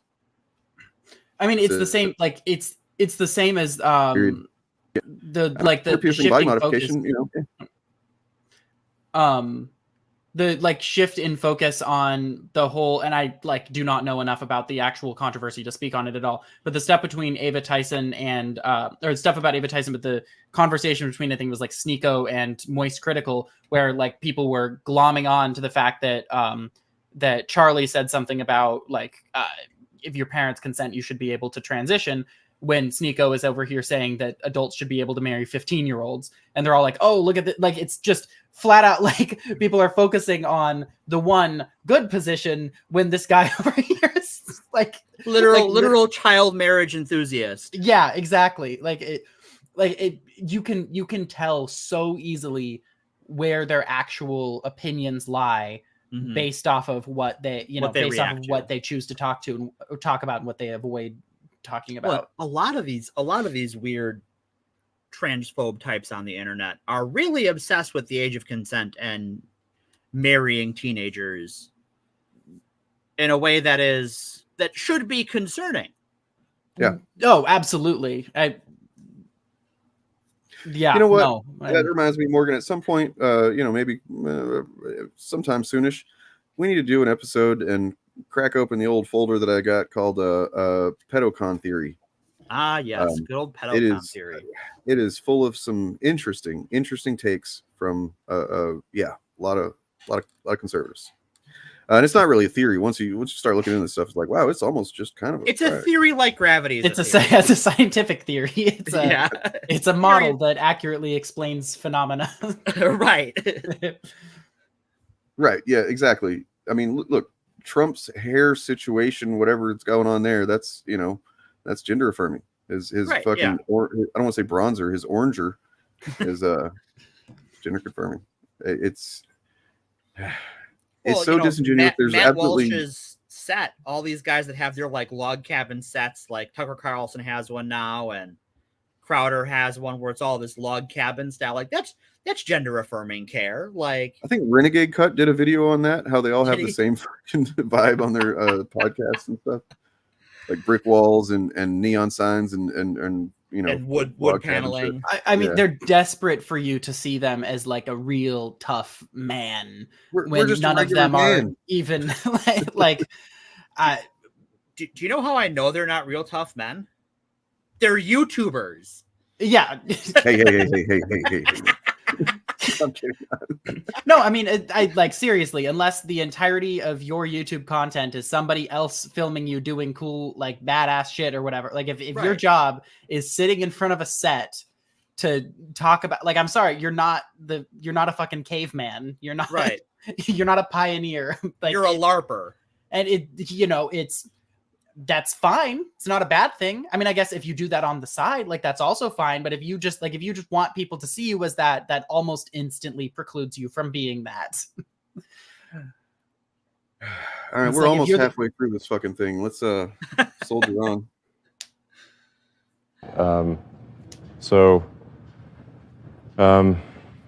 Anyway, and so I lost my son essentially. They call it dead naming for a reason. Yeah, They do. So the reason it's called dead naming is because your son is dead. No. I love when people do the reason they call it this is because some reason I just came up with. Like they don't even this up. Like they're too insecure to even like tell it as like some joke they came up with. Like, the reason they say they have to present it as like some serious finding when there's a very, very simple explanation for all of the words that are used. Like none of the vocabulary is that complicated. Nope. Well, and they clearly understand how to do it correctly because they did it with Caitlyn Jenner earlier in the interview. Neither of them struggled to So like my understanding at one point for I guess several years was really kind of that basically but more recently I've come to, or I heard an explanation that's more about, maybe that was you, Morgan, I don't remember. It was Chariot. Okay, yeah, it was Chariot. Yes. I don't know if that's more the more accurate thing. I think the origin story Chariot gave for it is a more accurate origin story, but I think in common use, right, it's the one you don't use anymore. Like right. I think both of those are true. What Musk is saying is not. It turns out Elon Musk's child is very much alive. She's doing well. Very well. She thinks her dad's a deadbeat and a shit stain. And to her credit, she is, or he is. I was gonna say when he first started talking, it reminded me of like some of those of some of the like comics and stuff that people make or whatever, where he's like, I have no son. And it's like, depending on the next sentence, that could be either a really good thing to say or a really bad thing to say. Like, right. Yep. So do you want to explain what Chariot had said, or do you remember? Yeah, so it's the other origin story of it is that it is the reason it's called a dead name is because a lot of trans people are not in a position to change their names historically or even in the present. That shit costs money. And so when they die, the name on their tombstone and the name in the obituary is the name they don't go by. So it's the name they died under. So it literally has to do with their actual death, and it's not just a figurative thing in the origin of it anyway. And that's fucking dark. And I don't know. I feel like that's says a lot. Yeah. Well, and it's in places like the UK. Families of even supportive families of trans people have had to fight to get the correct name in the death records. Yep. I wish I remembered their name. It's a cool name. We talked about it on the showcast. Yeah, we did. We talked about it here too. Was it Neb? Was that it? I don't. Unfortunately, fuck. A lot of trans people have been killed, and it's hard to keep it all straight at this point. Yeah, Are you talking about Next Benedict? Next, that's what it was. Yes. That's a fucking cool name. I didn't remember that. Yeah. I mean, I think I saw that there were several outlets that were doing it right, but I, of course, probably sought those out to a degree or was seeing them shared by people that look for good outlets. And I'm sure there was a lot more that were not. Yeah, and that's the other thing. To touch on something sketchy is saying some people change their name without transitioning. That's also true. And also, in some places, it is one thing to change your name and another to change your gender marker on your ID. And some people will just do the one they can do. Well, I mean, because it's actually a safety risk. Because, if you don't do both, and you look a certain way and your ID says something different, it can cause ramifications with law enforcement. People change their names all the time when they get married. Yeah. That's what I've always kind of related it to as using someone's chosen name or new name or whatever. It's like you would not hesitate to use a woman or, more and more increasingly these days, men will change their last names. You will not hesitate to use their new name, last name, right? If you didn't, if you just chose to keep using their maiden name or whatever, they'd get rightfully pissed at you about that. And you would, it's pretty understandable in every other context. It's just goes to show that that's the irrationality of and fucking cruelty of transphobia. Yeah, here is my 80-something-year-old grandma had no issue with the new name. I don't know that she can remember what day it is sometimes. She got the name change right away. And she's not like some big hippie liberal, leftist, communist. She is unpleasantly right-wing. Yeah. Well, do you have any interesting dreams to tell us about? That would involve me sleeping, and I don't do much of that. I have this coffee shit I do instead. It's delicious. Yeah. All right, let's fucking hear some more of this dumb shit. We're over the halfway mark. So my son Xavier is dead. Killed by the woke mind virus. Oh my god. I'm killed by the thing I made up. The thing is, this might be a hot take, but I do believe that the woke mind virus is a real thing. It's just the opposite of what they think it is. It's what they have, right? The idea, this mind virus is the thing of you thinking that wokeness is something that is relevant, it actually is accurate in any way, that it isn't just a fucking thought-terminating cliche, that all the things that the right wants people to be against, be distracted with, or shoved up underneath that word woke, and then cranked into fucking algorithms, and yeah, that's the virus. It's like self-flagellating hypochondria. Yeah. I must fight against the woke mind virus, and I must not enjoy life, and I must make everyone, including myself, as miserable as possible. And that's the thing. Elon is such a fucking moron. This is the kind of thing that you cringe when somebody says it just on the internet, like just some rando on the internet says it. You're just like, oh God, can't believe you said that. And now here's this guy just saying it like it's some real fucking thing. Like, here is what I would do. Like, crazy millionaire money. If I was on the board of Tesla, I'd be like, okay, Elon, we're going to tie your raise to how many times you say woke or woke mind virus. And every time you say it or type it anywhere, we're just going to dock your pay. And he will become the lowest paid CEO in America.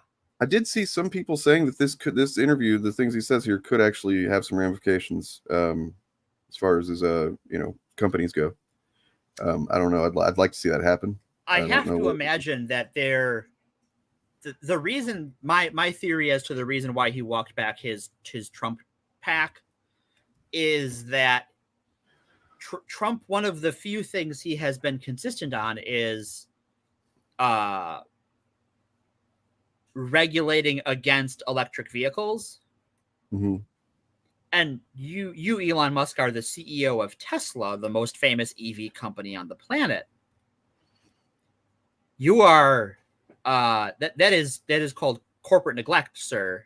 You are not doing your duty to the company. Man's got lobbyists over here like pushing for increasing regulation on his company, like right. Working class hero. Yeah, his lobbyists, like, because Tesla's got lobbyists, of course they do. Trying to get more tax credits and stuff for Tesla and for EVs and stuff, and they're the ones who pushed the big charging station uniformity, so that more charging stations use a uniform plug, and they pushed the federal government to adopt the Tesla plug. That's his lobbyists. So his lobbyists have to be like, dude, what the fuck? What are you paying me for? They're playing it on hard mode. Yeah, they're playing. When you have to imagine some of those lobbyists, right? Like they went to law school, like I'm gonna lobby for Tesla, for this green company to save the planet and reduce pollution, and then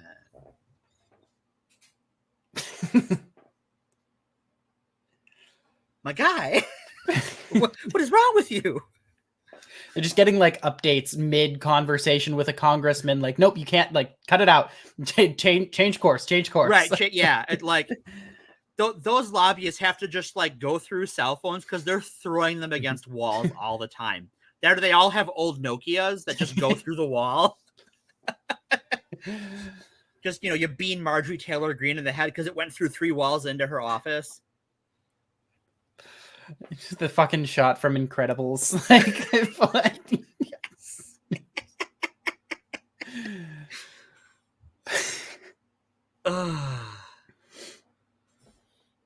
Yeah, that's a whole other thing, but I don't want to get on that, Julia, because I absolutely can, but then we will be here all night. Because you're correct, and I can explain why. All right, I guess we can hit play again.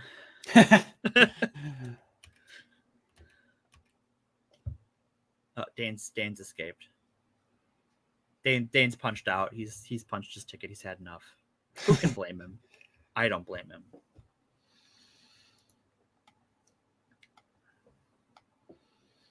Let's see. What other fun facts do I have from their interview? Oh, here's a fun one. I took little notes. Who doesn't love little notes? So they talk about immigration at one point. And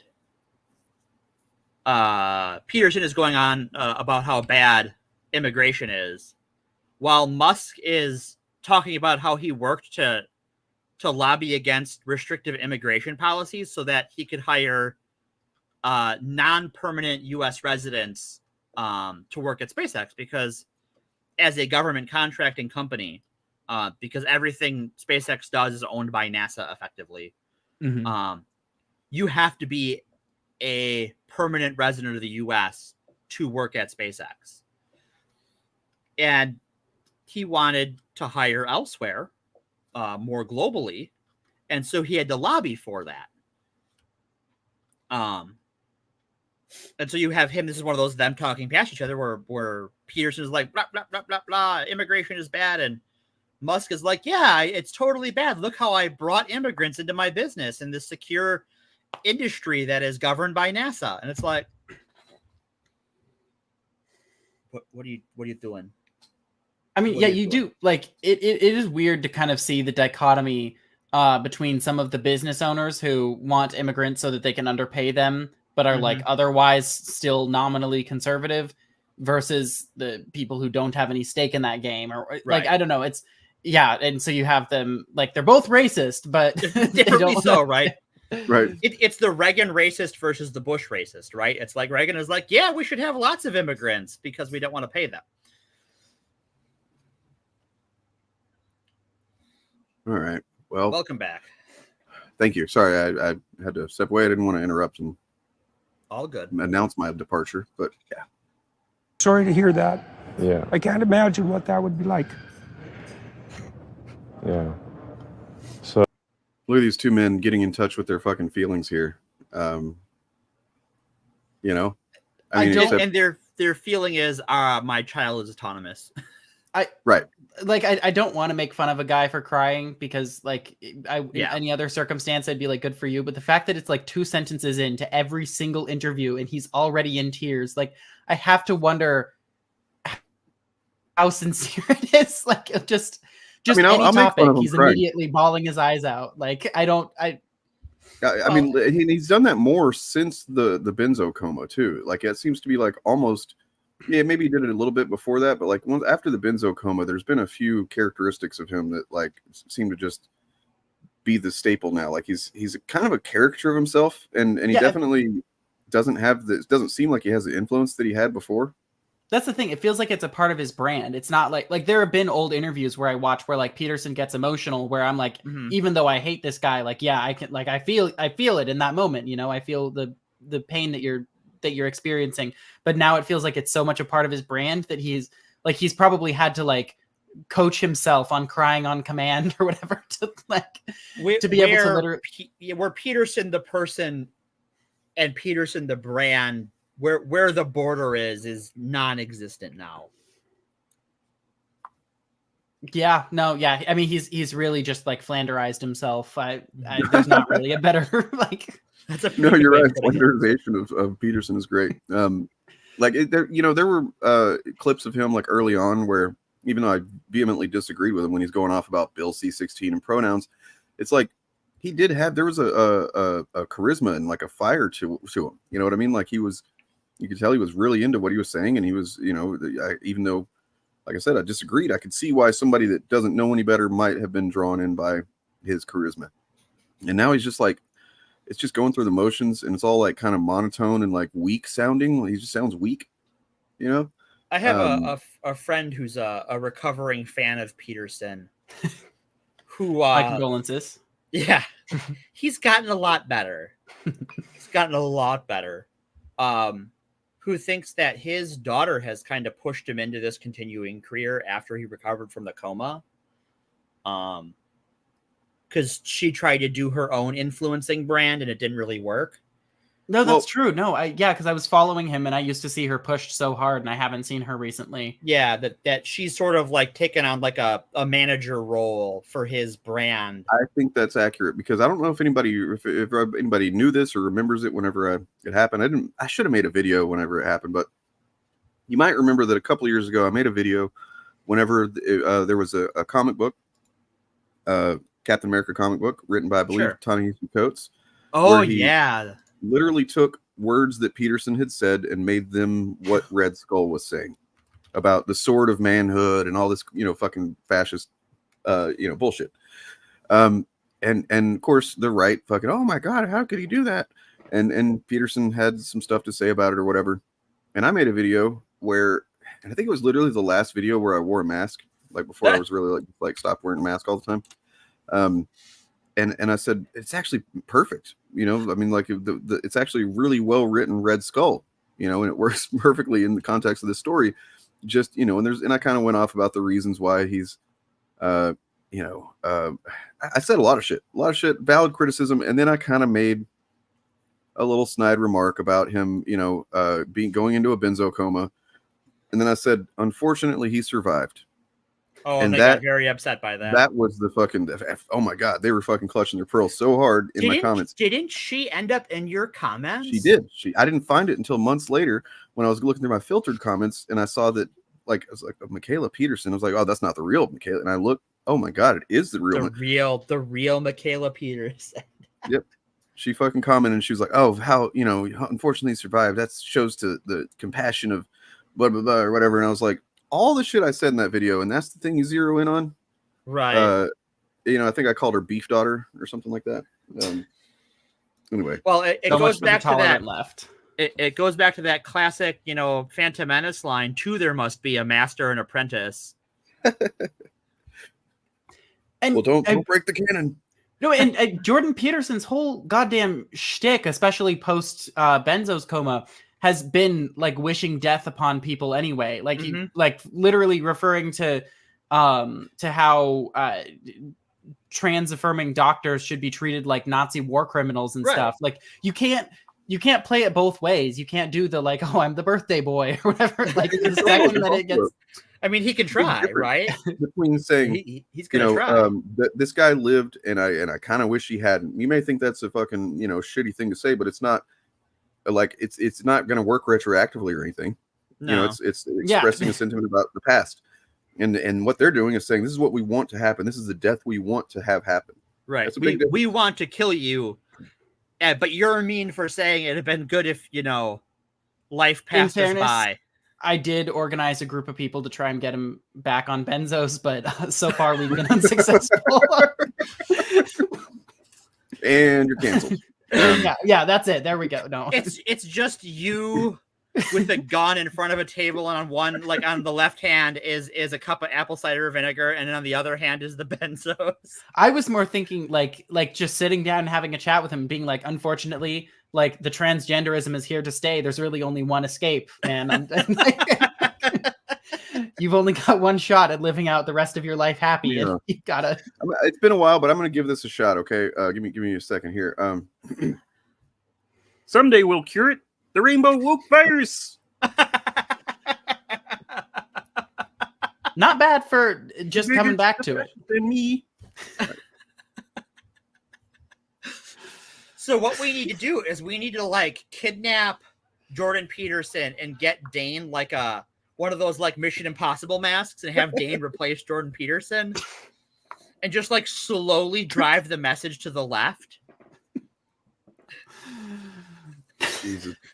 Yeah. Your mission if you choose to accept it. And he'll be happy, like just living out his benzo addicted life. Like, right. It's. You know what? It doesn't even have to be benzos. Dealer's choice. Whatever he wants, If he wants acid, acid would be great for him. Oh yeah, ecstasy. Put both of these guys on some ecstasy. Basically already lives a life on acid. So like whatever, like I want to know what that does for him. Like what the next level of. Well, one thing that we can get into this whenever we get into the next part of this. Right now. But like Elon is pissing me off and giving a fucking bad name to ketamine treatments.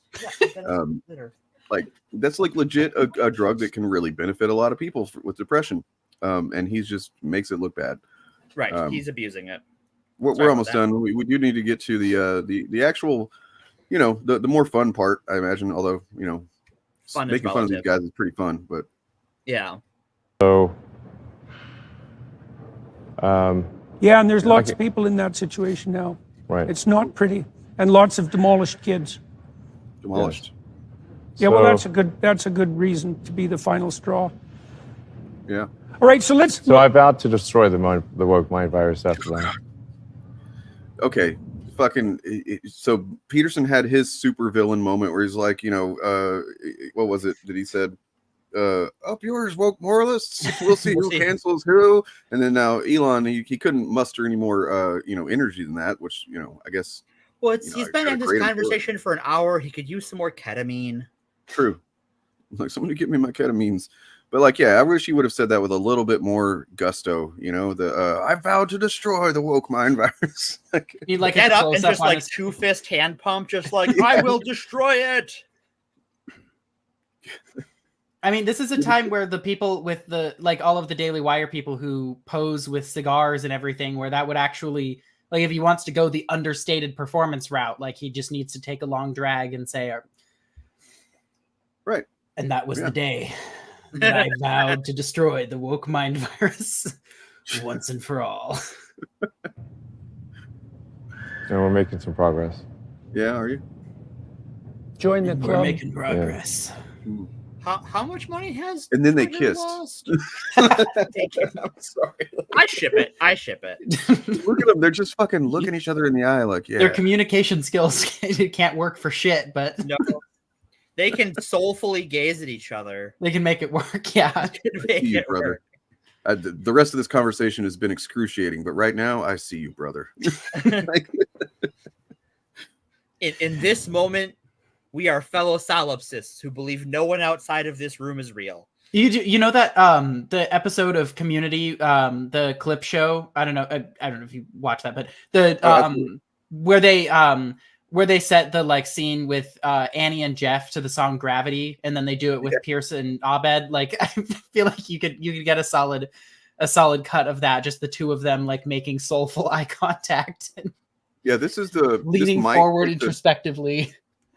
It might take the number one spot. It might knock off the king of unintentional but very gay, nonetheless, moments from the ending of Return of the King. You know, like this might beat it. I'm kidding. I've actually argued against people, like being like, "Oh, that's gay," because I'm like, "Oh, come on, let these men have a moment of love." Right, they're having a moment of brotherhood. It's cute. But that's these guys deserve to be made fun of for sure. Like also, why is he? They've been. I mean, I know I paused it, but like I unpaused it once too, and they were still just like this for a couple of seconds. Oh yeah. Well, part of it is that like it happened to one of my. Sorry.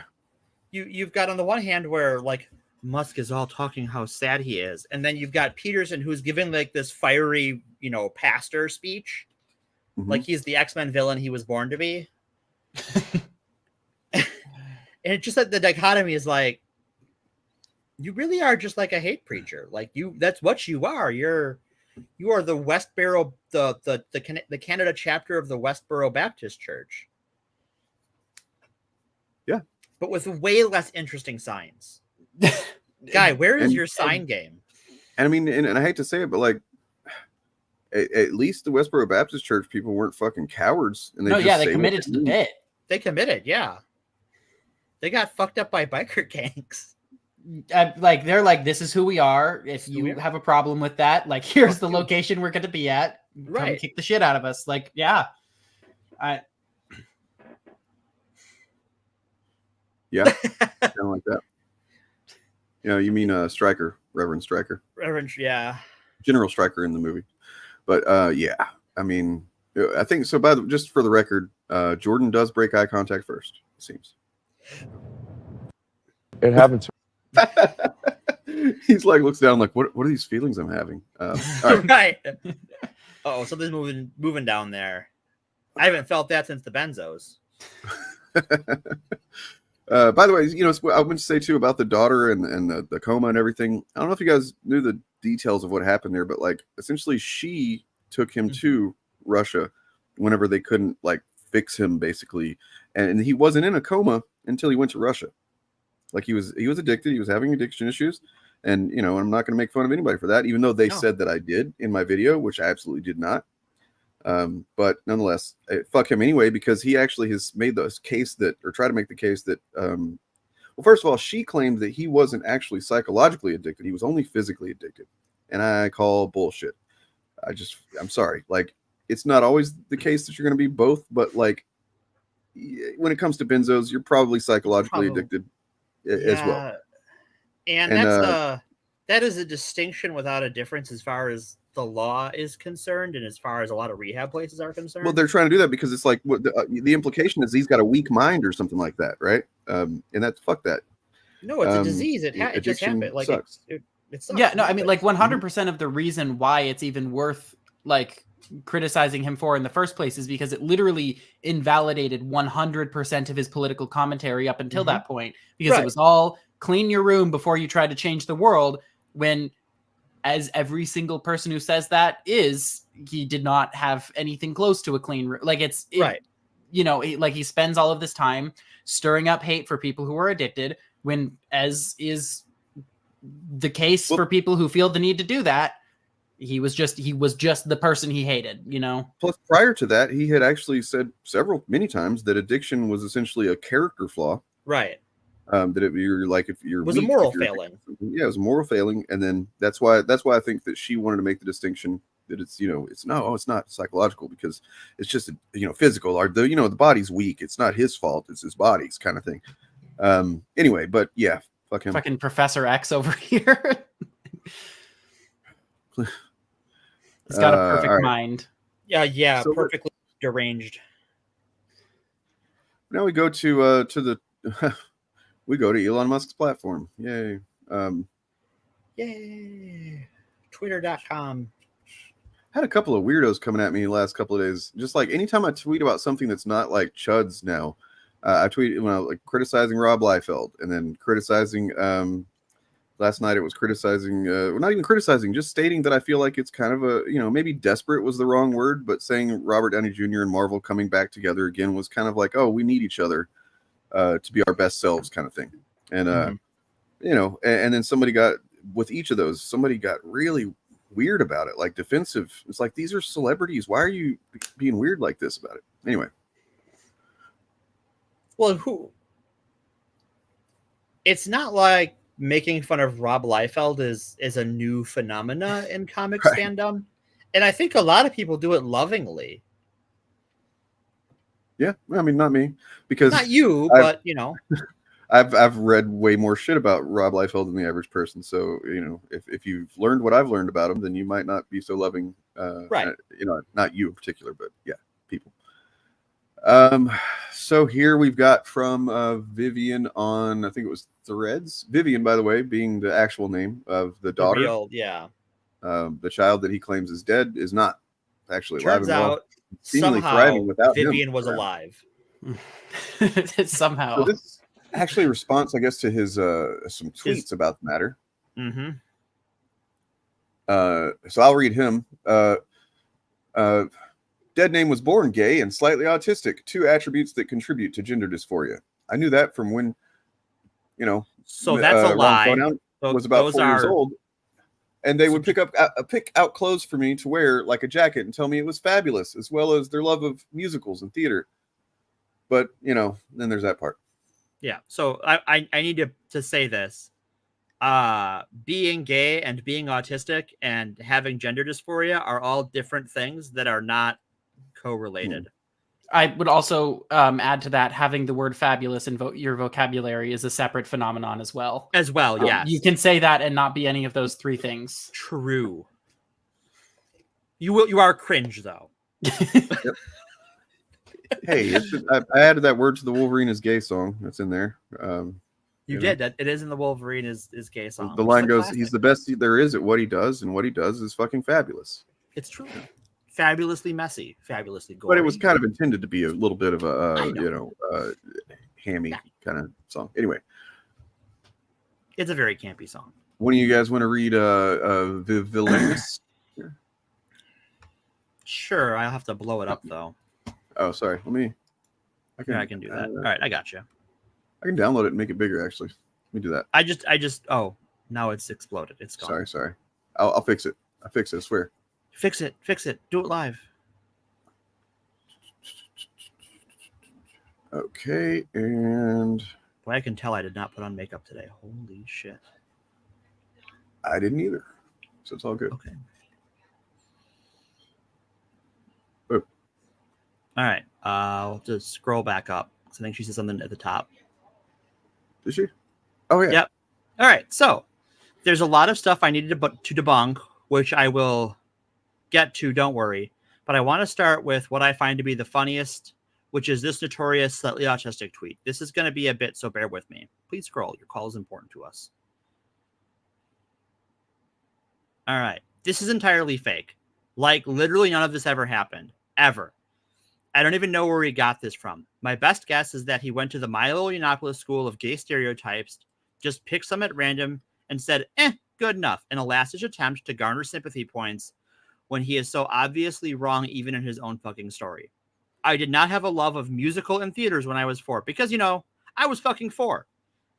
I did not know what these things were. My earliest real experience with musicals was when my twin brother had a Hamilton phase in 8th, 9th grade and overplayed it so much in the car to the point where for a long time I swore off the entire genre, which makes me think that Musk can't tell his kids apart, right? Because if Musk is saying, oh, well, my kid loved musicals, and he has the wrong kid. Yeah. Makes sense. All right. I mean, he's got 12 of them. How many is he actually responsible for having his life or whatever? I Do we know that? I don't know. Well, Too I mean, simultaneously, based on what she too says, many and not enough. I don't think he's in their lives very much or consistently at all, any of them. I mean, he's kidnapped one of them this weekend, so. What? He kidnapped one of them? The one he took to Paris when she was supposed to be. Oh, that's right. Yeah. Gender, yeah. I didn't think about it like that. Oh. That's some gentle kidnapping. Yeah. Oh, and then there's kidnapping, but make it woke. Right. Here we go. All right. I never picked out jackets for him to wear, and I was most certainly not calling them fabulous because literally what the fuck? I did not use the word fabulous when I was 4 because once again, I would like to reiterate, I was 4. Like, this is so obvious, I don't even think it warrants an explanation, but people apparently believe this nonsense, so here I am. This entire thing is completely made up, and there's a reason for this. He doesn't know what I was like as a child because, quite simply, he wasn't there. And in the little time I was so relentlessly harassed for my femininity and queerness. Obviously, he can't say that, so I've been reduced to a happy little stereotype F-slur, along to use at his discretion. I think that says a lot about how he views queer people and children in general. As for if I'm not a woman, sure, Jan, whatever you say. I'm legally recognized as a woman in the state of California, and I don't concern myself with the opinions of those who are below me. Obviously, Elon can't say the same because in a ketamine fuel haze, he's desperate for attention and validation from an army of degenerate, red-pilled incels and pick-me's who are quick to give it to him. Go touch some fucking grass. God damn. And the apple has fallen very far from the tree. Thankfully, yeah. Yeah. In other words, Elon, you're just toxic. Shut up. You're just toxic. All right then. I think that was it as far as that take goes. Let's see. Yep. And then I mean, I don't know. I guess I'll share this experience of my feeling like a dipshit, which happens often, honestly. Sure, we're all dipshits.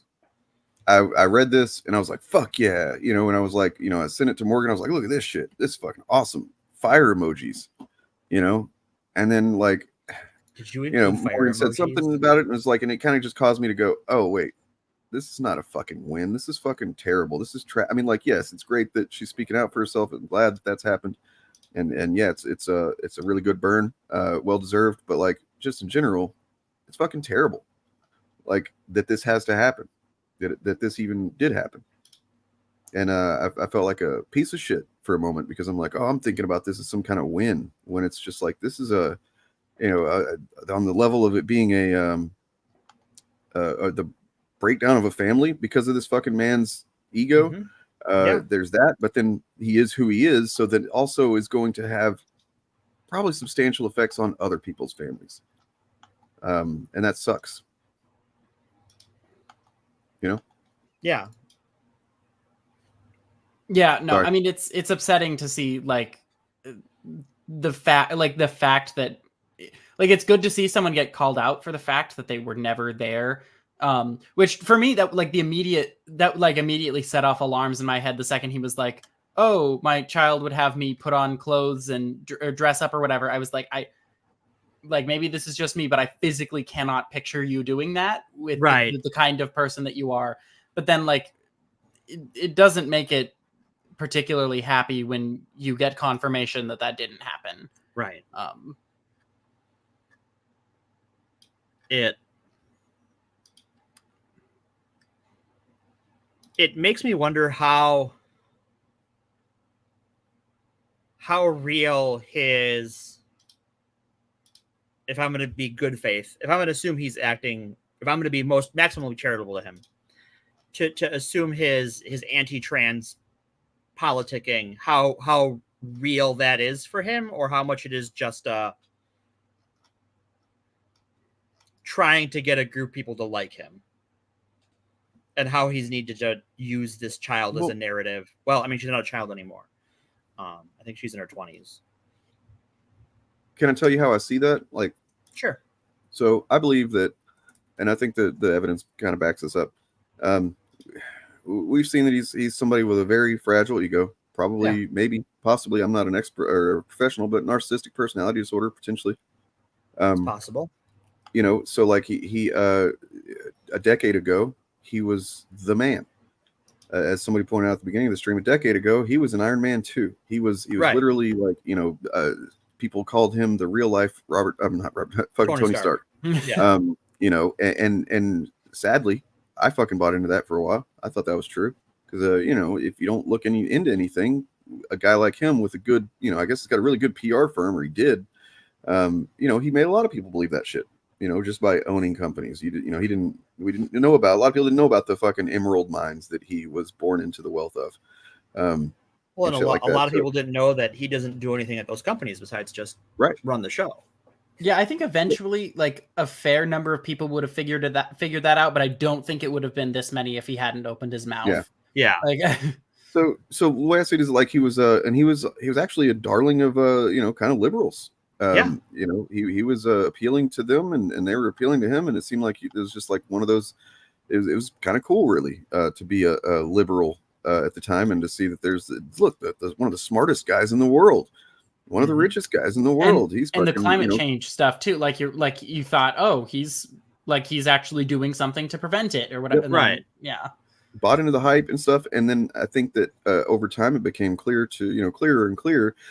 On one hand, you had a lot of really fucking desperate, I don't want to call them all incels, but definitely some of them, you know, just kind of like young men who were desperate to have a fucking, you know, father figure role model type, same type that appeal to that Jordan Peterson appeals to. You know, they glommed onto him, and he has this little cult develop around him, underneath him. And at the exact same time, other people, though, were being more critical of him and what, you know, finding out more information about him and who he really was, and that he really doesn't, you know, he hasn't invented a goddamn thing, you know, things like that. And there started to be this kind of like, you know, more along at the same time, you know, you had Bernie and more leftward push from certain liberals, and people started being more critical of, you know, billionaires and corporations in general. And so he fell out of favor with a lot of the same people that he was probably fucking riding high for a few years there, right? Like he was on top of the world, and in his mind, I'm sure it was never going to change. Then it did change. It started to change, and then he started, you know, probably he gets on Twitter, and it seemed like he was on there a lot. And he was seeing a lot of the very funny shit that people would talk about him, you know, as well as just like posting pictures of him with his shirt off and fat shaming him and all that. And it's like that all that shit kind of got to him, I think. As well as at the same time, didn't Grimes leave him for like a trans person or something like that? Chelsea Manning, yeah. Oh, okay, yeah. Well, I didn't know it was Chelsea. before, really? Yeah, it was Chelsea Manning, yeah. What the fuck? That's crazy, but cool. It is, okay. small world. The other thing is that I think one of the things that you've seen, not just him, but a lot of media personalities or celebrities who get caught being scumbags just move rightward to chase that audience, because that audience doesn't care if you're a scumbag or not. Right. Because he was calling that rescue diver a pedophile because the rescue diver didn't want to use his submersible. That was where he lost me. I was like, what the fuck are you doing, man? Like, and then there was some stuff about him paying off a woman he slept with. Tried to offer a horse. Tried to offer a horse. Yep. I believe so. Different situation. On his jet. On his jet. Yep. Yeah. So it just, these things came out about him. For a horse. Cool, man. There's being a public scumbag is not typically tolerated in online polite society, and so you go to online impolite society for your attention. Unless you own the platform. That's why he bought the platform. Right. And that's why you can call people the R slur and the N slur, but you can't call people the C word. cis. Yeah, you can't call people cis. You can post literal Holocaust denial, but you can't post sketchy code from Twitter's back end. As we looked at a couple weeks ago or so, I showed that I had found and downloaded a literal half-hour straight up Nazi documentary Right propaganda Twitter, yeah. for anti-Jewish documentary. What big air quotes there. Somewhat slickly produced and stuff, and it's just just right there. Don't give it that much credit. That is some shoddy ass AI art. Okay, let me be more. It is slickly produced for people that don't know any better. How about that? You do not, under any circumstances, have to hand it to the Nazis. True. The kind of people, let me say, I wasn't handing it to the Nazis. Okay. I know. No, what I mean is, the people that would fall for that kind of propaganda, it definitely looks like slick fucking, level shit. So, because they're not the best. If you're an easily amused adult child, sure. Yeah. Horse mentioned. No Vosh. Nope. No Vosh. No, God damn it. No, go back, Vosh. We know that's your alt. It's fine. So that's the way I see his timeline over the last decade and a half or so, and then how he ended up where he is. I mean, I wouldn't be so confident about that if we didn't know all this stuff about his personal failings and his personal relationships being the way they are. And it's like, rather than try to understand, who trans people are, rather than try and understand, I mean, I can't imagine it's easy to come to terms with the fact you see people like lefties criticizing you for being born a billionaire, and that, like, just without even trying, essentially you and your family are responsible for, his family's definitely tried, but him just being born into it, was born into harmful circumstance. People to a family that harmed a lot of people, slavery, right? Fucking like he didn't harm anyone to get that privilege, but he's never grappled with it, and he has proven to be okay with causing the suffering of others. Especially so what when you do, you make everybody else the fucking enemy at that point. Anybody that is willing to criticize you for that type of shit, anybody who that supports your kid who I can't believe my kid won't just live out my legacy and has actually rejected me and shit like that. It's all big fucking cope, and it would just be pathetic and not even really worth looking at if he wasn't the richest guy in the world, allegedly. Here is another thing that sort of is not touched on as much, as far as his support for right-wing causes and politicians. The Biden Labor Department has looked into his companies because they have some sketchy treatment of their employees and some sketchy hiring practices that have been at the scale that the Department of Labor is paying attention, which you really have to work at. You really have to work at to get that kind of attention, but you're also, you're the guy who owns SpaceX. Yeah, the federal government's going to be up in your business. You're a federal contractor. Pucker up, son. I don't know what to tell you. They're going to get up there. You're just going to have to be okay with it because that's the contract you signed. But as we've determined, he's not really good at reading things he's signed. So being asked to read something you're going to sign is a trick. Say again? You. I said being asked to read something you're about to sign is tricking you. Yes, I've been deceived. Do I need to print it in another language? Yeah. Do you need an interpreter? I can get the Rosetta Stone. We got a copy of that lying around. Or the Rosetta Stone language training software. We could use that. Will that help? Don't you have a bunch of lawyers, you moron? This is kind of true. They could just they could escape quite a bit of deserved criticism and ire if they just go do your weird fucking consensual weird sex shit in your dungeons and whatnot, and just don't have all these stupid opinions about things publicly, and you guys will be fine, maybe. Well, it's like, this is how the Harlan Crows of the world got away with it for so long, is that like up until it came out that he was, Clarence Thomas's good buddy and gave him a bunch of gifts and stuff, like that guy's been spending money to influence shit under the table for years to great effect. Mm-hmm. He's evil, but he was smart about it. Where Elon is evil, but kind of a moron about it. He got a taste of the fame with the .com boom, and he just decided that that's better than anything, I suppose. Fame is the mind killer. Look at Peterson.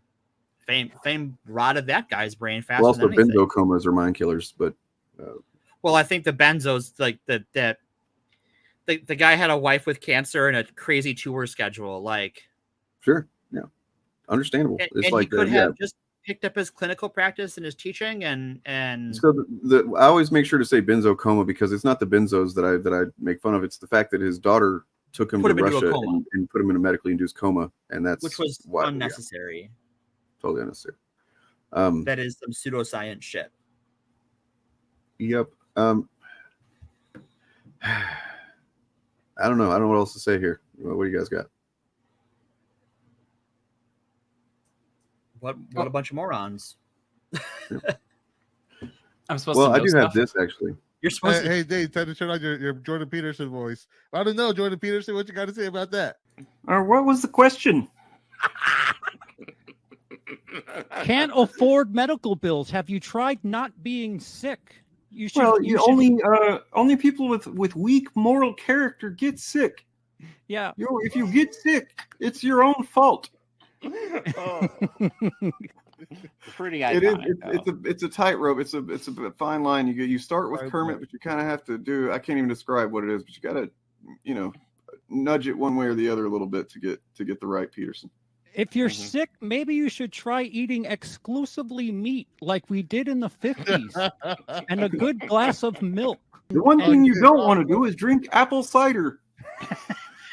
You will have you will have a depressive breakdown that will destroy you for weeks. The next thing you know, you'll wake up and your daughter has put you in a coma in Russia. If I can't be a misogynist to you, I don't know what to do with you. Mr. Peterson, how many people have gone to prison based on Bill C-16? Up yours, woke moralist. We'll see who can for who. Okay, so can you? I'm gonna share something. Can you put a picture of Peterson on screen? Sure can. Well, let's see. I mean, I can, but it's also going to have. Okay, so the picture on the left there, and I want to share that window. Or no, that's fine. Yeah, that window. Oh, you want to put a picture up? I see. Yeah, I got a picture to compare. Okay. I think Peterson is going to turn it into Darth Sion one day. Like the resemblance is uncanny. I mean, I can see it. Maybe don't put on the makeup that he's been wearing, and you just got it right there. That comes out of the coma. They start putting on the makeup real hard. His kids running the show behind him, but he's just this scarred, deformed Sith Lord under all that. And I think that's what happened. I don't know if he's cool enough, but like, no, yeah, it would be kind of cool then. That would be way too cool. Okay, you know what? I rest my case. Yeah, I like Sans lightsaber and cool powers and everything. Like, I see where you're coming. I see you. Right. You see. Thank you. So maybe it's his cooler brother. My impression isn't quite as strong in this other video where we did Between Two Jordans, which is Will Jordan and Jordan Peterson reviewing Starship Troopers. Ooh, this is my favorite multi-Jordan story.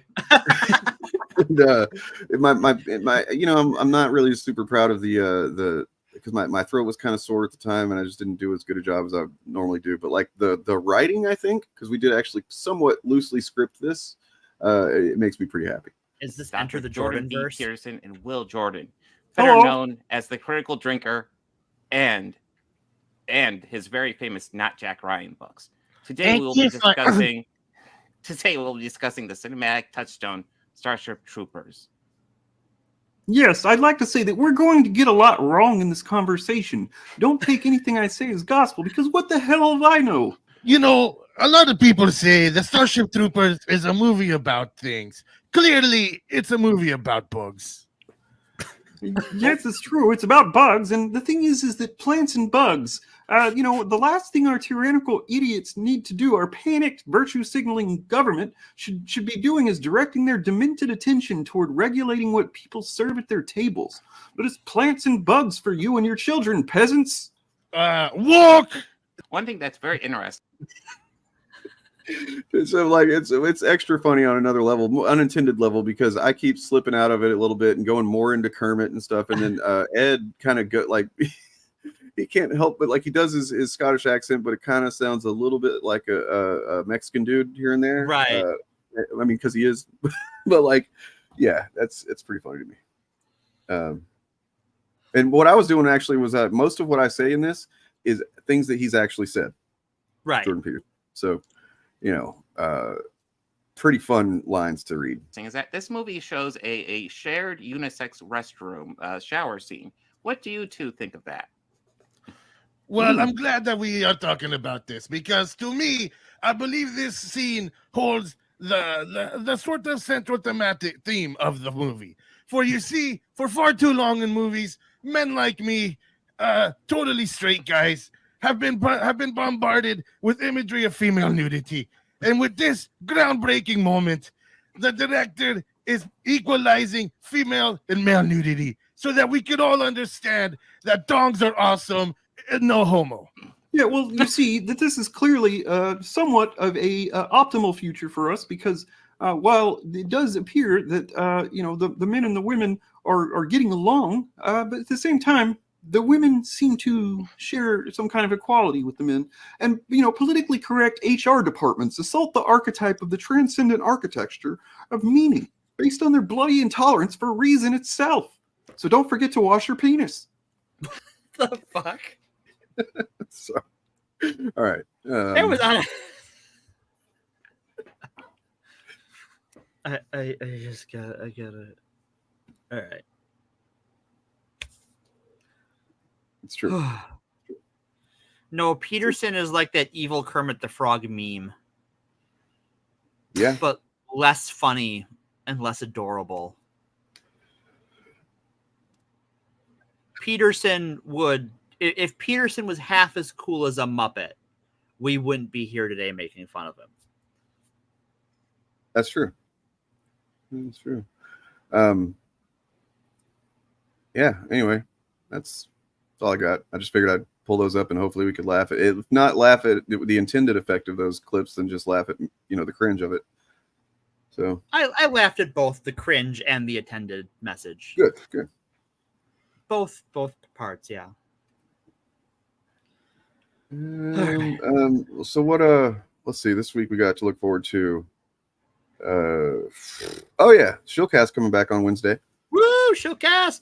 I think we'll be down a turf still until next week, but yeah, we're gonna be talking about this really weird phenomenon that some of the chuds are talking about. That's like, it's kind of bizarre how Deadpool and Wolverine, the movie, has done so well. It's very successful so far. Seems like it's gonna keep going, being successful. Sure. It's really fucking just destroying woke Disney and the MCU, okay? With how good it is and how it's doing everything right, and it's really destroying the MCU. So yeah. They're saying I get that these guys share one barely working brain cell, but good gravy, could they get a writer? I mean, like they did it with Avatar. I remember the last time we really covered something like this was they did it with Avatar 2, and it was like, okay, kind of understandable that they would try and get away with this, considering maybe a lot of people don't realize that Avatar is a Disney product. Okay. But in this case, it's like, you guys, basically the point I'm going to try and make is if you're in these people's audience at this point, you realize how stupid they think you are. Like, they think you're fucking stupid. They hate you, you know? Anyway. Yeah, it just like, well, and I think it's easy, right? It's just the most brain dead take if you're someone like that, because it's a movie with 2 white male leads and a woman villain. Hey, yeah. That people were getting upset about too in the trailers. Right. For no reason. For being they're like, oh, they gender swapped Professor X or whatever, like, because they've never read a comic book in their Well, life. except for Nerdrotic, who thought it was Polaris. Which is a different comic book character. Yep. Not only Famously has not hair, bald. has green hair. Has very beautiful green hair. He's very distinct. Not jealous at all. I will say that the actor they got to play Cassandra Cain looks like if McAvoy was on HRT. Kind of, yeah. No, throughout the movie, I'm like, God damn, that's rude. My girlfriend turned to me like 3 times to say that. She's like, it's insane. How did they do that? Yeah, I did notice that too. You said Cassandra Cain. Did I? Yeah, Batgirl. It was Batgirl. I was literally reading a Batman comic with her in it earlier, so I could have done the same thing. All right, take my nerd card. Yeah, Cassandra Nova. Yeah, getting some names mixed up. How dare you? How dare I? How dare you? But speaking of names, Polaris, her last name is my first name. That's pretty cool. That's true. That's true. She was great as Cassandra Nova too. I wish we'd have gotten more of her in the movie, but I don't want to say more than that because Dane hasn't seen it yet. Well, I was going to ask also, does anybody know?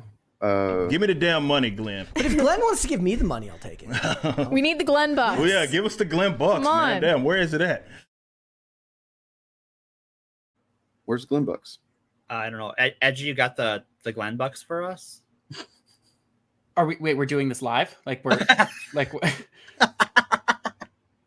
I in private chat, or like can I Where's my Glenn bucks at? Yeah, we told you if you're gonna come on this show, you got to have the Glenn bucks, right? Didn't we tell you? Yeah, I guess I just got the impression that was like a DL kind of a thing. But like, if we're going mask off, like, no, I'm down. Right. I've been waiting to finally be myself, and like really... Look, we're trying to be the honest version of fan content over here. So like, yeah, we're totally Blaze funded over here. Oh, I think I just misread the contract. That's on me. Yeah. Okay. Well, you and Elon Musk then must share a lawyer then. Yeah, no, I expect a wire transfer. If you could, since we're doing this live, if I could get like debit card number, account information, like all of that, My social while we're at it. Yeah, Sure. Okay. Yeah. Yeah, the fun little numbers on the back. Yeah. Mother's maiden name, all that fun stuff too. Yeah, sure, no problem. Well, does anybody want to promote themselves or anything else or say anything before we head on out of here for today? Can I shill something me related that's not exactly YouTube? Absolutely. Please do. Absolutely. At some point, I mean, you definitely, come check me out on the YouTubes and everything. And at some point, hopefully in the relatively near future, you'll get an announcement on my book that is hopefully coming out by the end of the year. So, yeah. Let me chill for that. Chill, Absolutely. And Edgier Than Thou is linked in the description of this stream and all streams on this channel. So, along with some other fine folks you could check out if you're looking for some content that you hadn't seen. It's a pretty good grouping of folks that are honest and not shitheads, and it's a good content. Mostly entertaining. Mostly, except for that one. You know who it is. You know who it is. No, you know who the one you don't like is. All right. Yeah, Morgan. Thanks for watching that, taking that bullet for us. Yeah, I jumped on that grenade. Yeah. The attempt in my life has left me deformed. Got an ear band-aid. Yeah. Yeah. Got a little boo-boo. I saw a photo that apparently is a recent photo from like the other day or something, when his ear's uncovered and you can't even see anything. Yeah. There's nothing there. Like, got a really good plastic surgeon, I'm sure. Oh yeah, almost certainly. I mean, you would, but does he? Because like, I don't know. Have you seen the guy? Anyway. Not going to get any further into that. I look perfect. I'm the most perfect looking president. It's a little too Bernie Sanders for that impersonation. So I'm sorry, Bernie. All right. Well, y'all have a good one. Please like and subscribe, by the way. I don't think I said that the entire freaking stream because I'm an awesome YouTuber, guys. You're a pro. Take care of yourselves and peace. Chancellor, I know no one seems to want to discuss this, but if we're to be prepared for any eventuality, then it can't be ignored any longer. Time to invest, both in the requisite surgical skills and perhaps in any industry associated with this vicious and unconscionable fad, primarily entangling, as such things so often do, the youthful and female. And I'm not taking down that tweet or acknowledging that my tweet violated the Twitter rules. Up yours, woke moralists. We'll see who cancels who. Do not come. No. You realize how messed up that sounds, right? Wait. Do not come. Wait. I'm just gonna come as hard as I can.